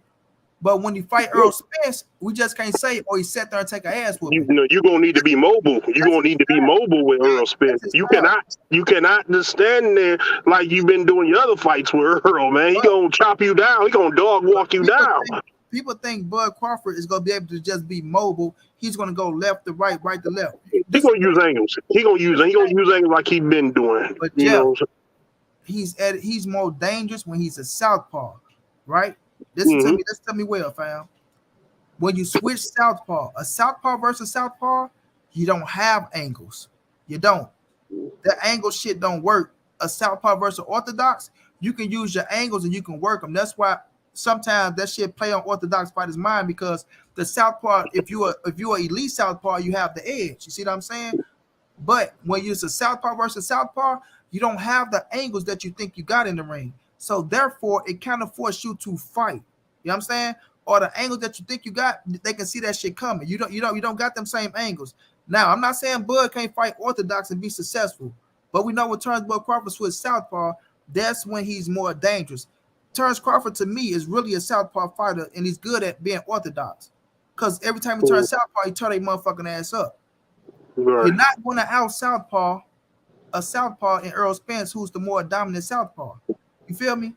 But that's when the chess match go come in, and that's when we go see the adjustments that Bud Crawford got to make, because people like to say, well, Bud better in making adjustments because Bud has to make the adjustment because he's a slow starter. He like to calculate what you do in the ring, because I don't think Bomac really come to the fucking ring with a ultimate game plan. I think it's on Terence Bud Crawford, his athleticism and his high IQ, to where he dictate what you doing in the ring. He pick that shit up, he switch, and that motherfucker go to work. And when he go to work, Lord, he goes to work. Yeah, you know what I'm saying? Somebody like Earl Spence, you start slow and he get better as the fight goes on. You better be on your shit and you better come. When you go look at the Sean Porter fight, fam, Bud ain't make too many adjustments like that. You know, Sean just really got a little reckless, and Bud caught his motherfucking ass coming in and dropped his ass, right? And he that shit. Now, he started playing the middle range, right? He started being in the middle, bop, boom, checking his ass, catching him, boom, sliding a little bit. He played the middle range on his ass where he got the counter shot in him. But for us, the outside, he couldn't really play the outside.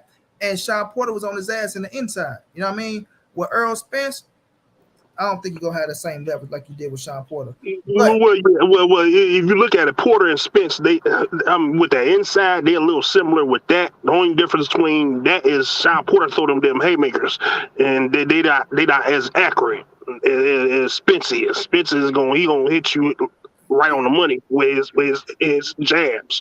You know what I'm saying? And body work. Right, but that's another reason why Bud really ain't taking not one lump to the head with Porter. He ain't had no cuts on him except for that head, but Porter wasn't connecting with Bud. Everybody say, "Oh no, Porter's whooping his ass until he got dropped." No, you go back. I thought so too. When I looked at that second video, that second tape, nah, them punches wasn't landing. I thought Porter was up at the time of the stoppage. And now after I see, I was like, well, that's why he ain't. I'm telling you, bro, not one busted lip, not one cut eye, nothing. I was like, why? I was like, why the hell he ain't cut? I look like, oh, that's because that shit really wasn't landed. He wasn't landed. He was throwing in wild ass haymakers, man, and he was missing, really. And Bud Bud couldn't connect neither, really, because Bud's timing was off for him until when they told Bud, then you down in this fight. Bud said, how? And soon as he did that, 10 seconds later, bow, he dropped his ass, right? And it was over. Well, I give Bud all the credit in the world for being the first man to stop Showtime Sean Porter. But my question to you, Jeff, do you think the fight should have continued? Yeah. It should have continued, but I understand why he threw the towel in, too. Why he threw the towel in, Jeff? I understand why. Because one, he never seen his son get dropped that fast a second time. and he already seen Bud. Once Bud drop you, once Bud smell blood, that's it. It's usually them knockouts usually come one after another. So he's like, he done dropped my son 2 times in a row within almost less than a minute.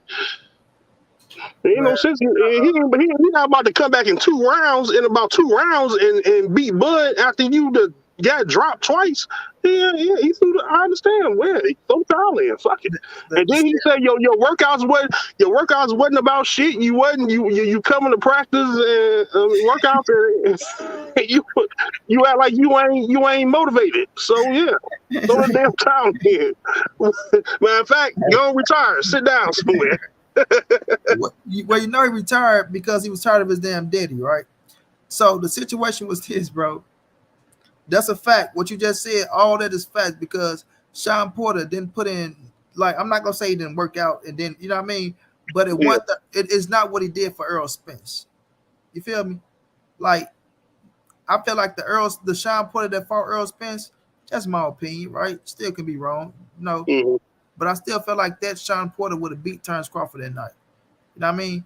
That Sean Porter that was a WBC world champion, that was motivated, that didn't leave no stone unturned, that went out and got Larry Wade, that went out and got Barry Hunter, and they had 3 heads in that bitch working their ass off because Showtime Sean Porter out his own mouth said, I only have to be great just one time. Like, on point. Like, he went out there. That was the best Sean Porter of his goddamn career, bro. You asked me. He came out with the same game plan as he did with Spence that's attacking the inside and go head up. Let me tell you why that's negative, fam. Because when you look at Sean Porter and his work ethic for Earl Spence, that motherfucker went over and beyond to make sure his conditioning was together, to make sure he was ready for whatever shot Spence bring to his motherfucking ass, and he was more motivated and hungry. You gotta remember, he was a WBC champion, so he was going up. It was a unification bout, right?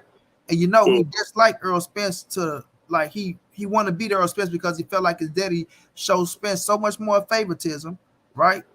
And basically, bitch, you want me to be Earl Spence, or you trying to get me to the level of Earl Spence? And he took it some type of way. But the Sean Porter that fought Terence Crawford, my best friend, my buddy, you know what I'm saying? I'm not saying that he didn't go out there trying to win, but he went out there like, fuck it. I'm 1 foot in, I'm 1 foot out. I'm really done. I'm fit to retire after this fight, right? I got a good payday. I got an opportunity here. So he went out there, he just fought. That's it, he just fought. Where Earl Spence, he was more strategic and more calculated, bro. With the Terence Crawford fight, he didn't give a fuck if he won or not. That's just me. That's how I feel. I can be wrong, but that's just how I feel. And when it came I think for that fight, his whole. I'm finished, Jeff. When it came to the daddy part, I think that was a power structure, bro. Like Derrick James was on point when he said that shit. You didn't train the way I wanted you to train.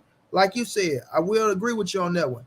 I ain't never see your ass get put down twice, like back to back like that. You know what I'm saying? Man, let me stop this damn fight. Not because, Terence Crawford will go out there and knock his ass out. Because if you look at Sean Porter, he still had his burns about himself. And I don't think he was fit to just come out and just, I think he'll come out, maybe grab, move around the ring, get through that round, and then finish on his feet. Sean Porter, I believe if he don't throw the towel, I believe Sean Porter finished on his feet, but I also believe Terence Crawford win the fight still, right? But he didn't do what his daddy asked him to do, and his daddy not thinking he gonna retire, right? And he didn't talk to his pops after that for a while. When Derrick James mentioned that shit, then you see them take a picture at the Earl Spence fight and shit like that. But he didn't put the same work in that he did for Earl Spence. He didn't take that fight as serious as he did Earl Spence, even though he still went in there and fight. He was 1 foot in, 1 foot out. He know he's going to become podcast porter, like he's going to go do his podcast and shit like that. And he was done with fighting, bro. So, he should have been trying to win that fight because that was his only way to get a rematch with Earl Spence, which he'd been dying to get after that fight anyway. So he really should have been. He should have been ready to go. Yeah, but really, if he beat Bud, then he got. If he beat Bud, if he would have beat Bud, then right now we were talking about Spence and Spence and Porter fight 2 right now. You know what I'm saying? Instead of Bud and Spence. So I mean, if he kind of lost his mojo after Spence beating. No. I'm not saying he lost his mojo after Spence beat him. I'm just saying he was done with boxing, bro. He was done. He was done. He was win or lose. Yeah. He wouldn't got to win after that. You see what I'm saying? Yeah, he did. It was just, I'm telling you, he was done with his daddy.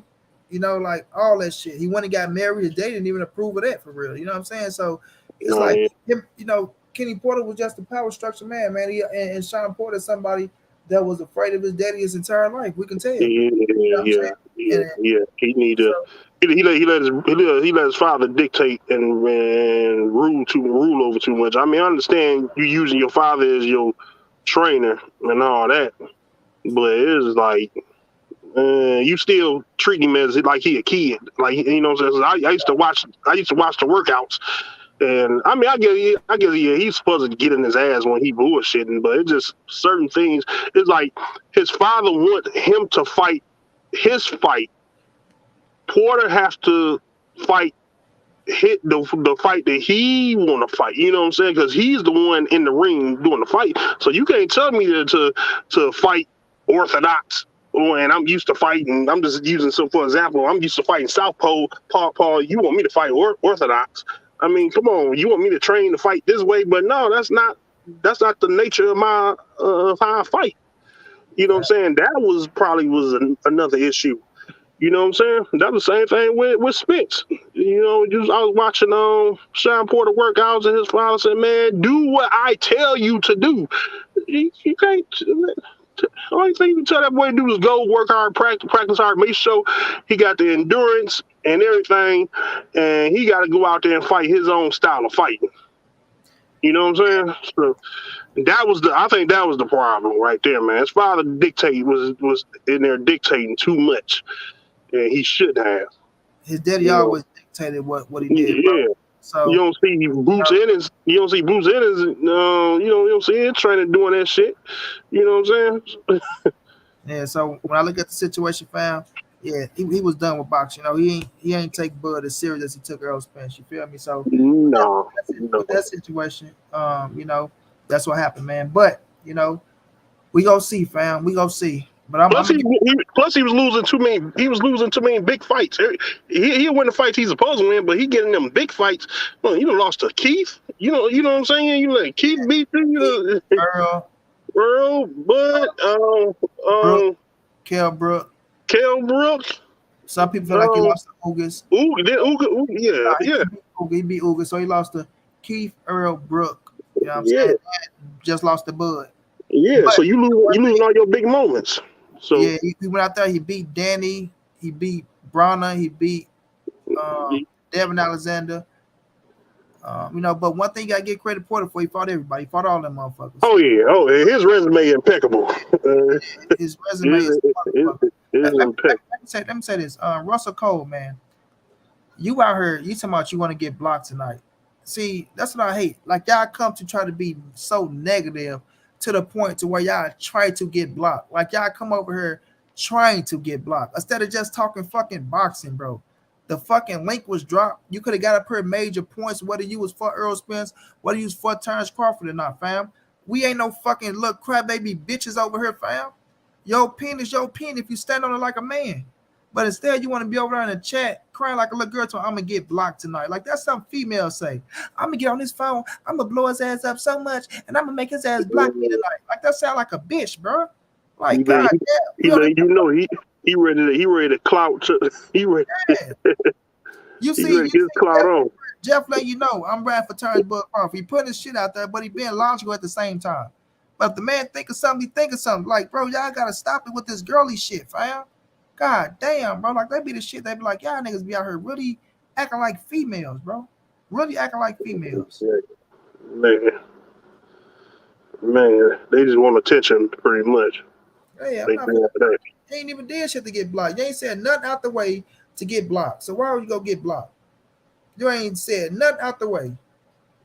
But y'all, man, I don't know what y'all do nowadays, man. It's a whole different generation. Y'all boys been a little girl bag or some shit. But man, Jeff, I've been going for 3 hours, man. You know, I usually go for 2, but this topic was good. And I appreciate y'all boys for jumping on and rocking with me, man. Is anything you want to say to the people or any last words? Oh no, man, nothing much, man. Like I said, I'm somebody that always supporting the chat, man. I thought I'd jump in on the conversation about Bud and Spence, pretty much. You know, just, I like to give my opinion and hear other thoughts on it. You know, because I ain't perfect with this, so you know what I'm saying. Ain't none of us perfect, champ. Ain't none of us perfect. I don't give a fuck how much motherfucker think they know something. You know, ain't nobody perfect, bro. Yeah, but it's gonna be a great fight. It's gonna happen. The fight is gonna happen. It's gonna go down. It's just it's taking a long time. We kind of expected this. You know what I'm saying? With all that Bud talking about 50-50 and hell, I'm the A side type shit. I kind of expected this to happen, but you know he gonna come to his senses. You know what I'm saying? He ain't got Bob Arum, so he trying to get as much money as he can. We closer than ever, but like I say, if anything do happen, it's because of Floyd Mayweather ass and Bud and get linked up with Floyd, bro. I don't know what's wrong with the Hall of Famers, man. They all them talking about he knocking them out in 6 and this. I'm like, damn, I ain't think 6, but exactly. You mean tell me a damn one-legged Benavidez can last to the 12th? Motherfucking Mean Machine can go 10, 11. Or American, he's a little dick punching ass. I don't know. I think Kerr Brook, Earl put him down. I don't even remember how many rounds Jeff Horn went, but you mean tell me these cats can go past fucking 6, but Earl Spence getting his ass knocked out in 6? Like, god damn, man, like shit. Hey, if there's some shit like that happening, man, I'm gonna have to put him in the top 10 all damn times. He do some shit like that. That mean Earl Spence got to come out there on some bullshit, don't he? Just they done put something in his food or some shit. Put something in that boy water bottle, Jeff. Man, something, man. 6 round, damn, that's gonna be motherfuckers gonna be mad as hell. We get knocked out in 6 rounds, like, man, I done paid my money for 6 rounds. Yeah. Crazy, though, man. I appreciate you, my brother, man. You welcome anytime, though, champ. Okay, most definitely. I'm always in your chat. So I appreciate you, bro. Did I rent you up? All right, come. When you leave out, come back in real fast and just hit me so I can hit you with that blue wrench, bro. You say hit what? When you leave out, just type in the chat right now. This me so I can rent you up. Oh, then let me. Can I do that online? You probably have to leave out. You probably have to leave out and just. I got it. Me, just type me in. Yep, I got it. Yeah, so I can know that shit. Yep. My brother Omega, peace out, chap. Peace out.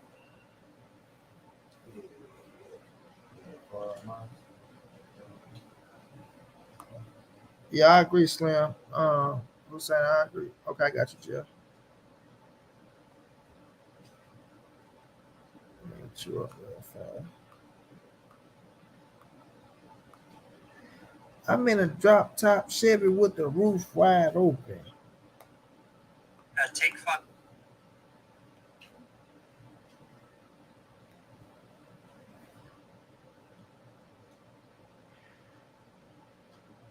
Okay, I got you wrenched up, bro. You most definitely wrenched up.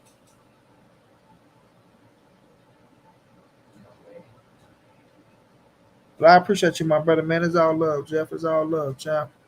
I appreciate y'all boys for rocking out with your boy Money B as well, man, for 3 hours. The topic was a good ass topic. And plus, I ain't had shit else to do tonight no way. So, I appreciate y'all boys, man.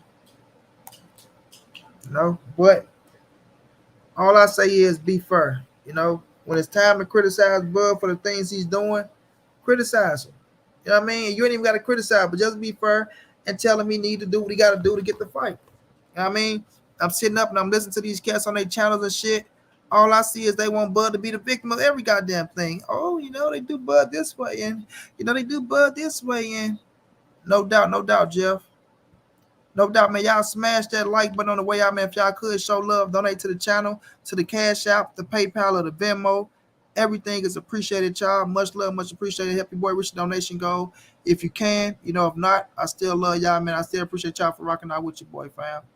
But, it just come down to, just come down to them just don't want to hold Bud feet to the fire for nothing, bro. Nothing. It could be the simplest little thing to make the fight happen. The simplest little thing to make the fight happen, and Bud need to accept it.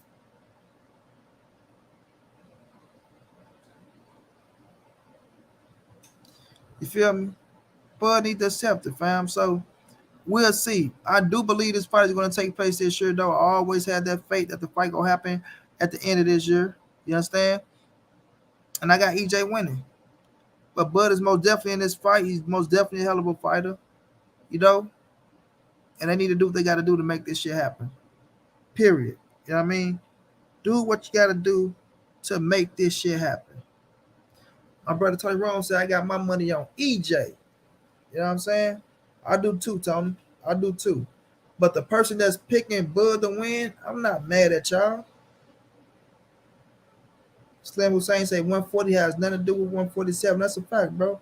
I'm not mad at y'all if y'all got Bud winning. I understand. I understand. My thing is just be fair around the board, man. Just be fair around the board. That's it, man. That's all. But I appreciate y'all for coming through, rocking out with your boy for 3 hours, man. 3 hours. You know what I'm saying? Much love, much appreciated to the ones who show love in the super chat. Much love to my brothers who show love in the Cash App. You know what I'm saying? I appreciate that, man. Like, for real. Whenever y'all take time out to donate y'all hard-earned money to a man, you know what I mean? It's much love. It's much appreciated, man. Like, for real, for real. For real, for real. I have money. Let's bet. What's up? Sub-Zero. We'll see how real you is. Right, Tony. Sub-Zero just came out to my I have money. What's up? Like, we'll see. That motherfucker go come. Hey, Tony, he gonna come back. His name gonna be Scorpion. That motherfucker ain't Sub-Zero right now. He gonna come back. That nigga name gonna be Scorpion, bro. That motherfucker gonna be Shane Sean. Motherfucker, damn, y'all seen Sub-Zero? Nope, but now somebody in the building. You feel me? Got motherfucker Goro in the building.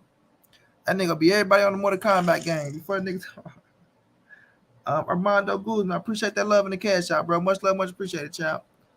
That nigga ain't gonna be everything but Sub-Zero, fam.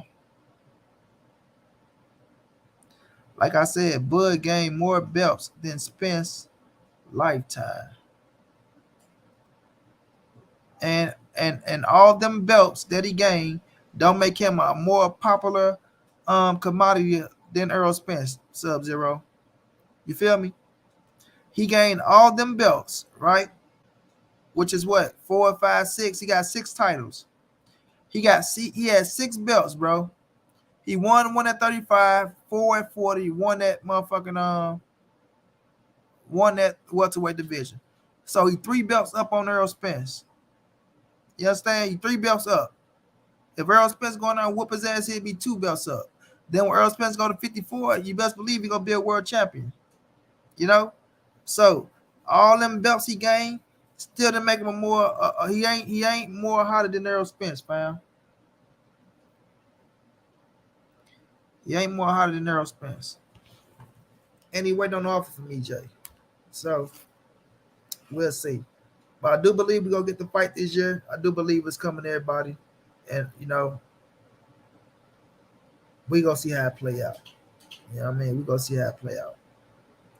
But like I said, I appreciate y'all, man. Y'all know what it is. This your boy Money. It's the NSBC moving. Everybody safe in these streets. Hit them thumbs up. Subscribe to the channel. You want to donate? OG Money on Cash App. Trey52@gmail.com on PayPal. If not, just tell a friend. Hit that subscribe button. Like, comment, share the videos. And y'all know how your boy get down, man. Big dog status family. Y'all have a good one out there. Y'all be safe. And if y'all got children, take care of them damn kids, man. Holla at y'all more, champs.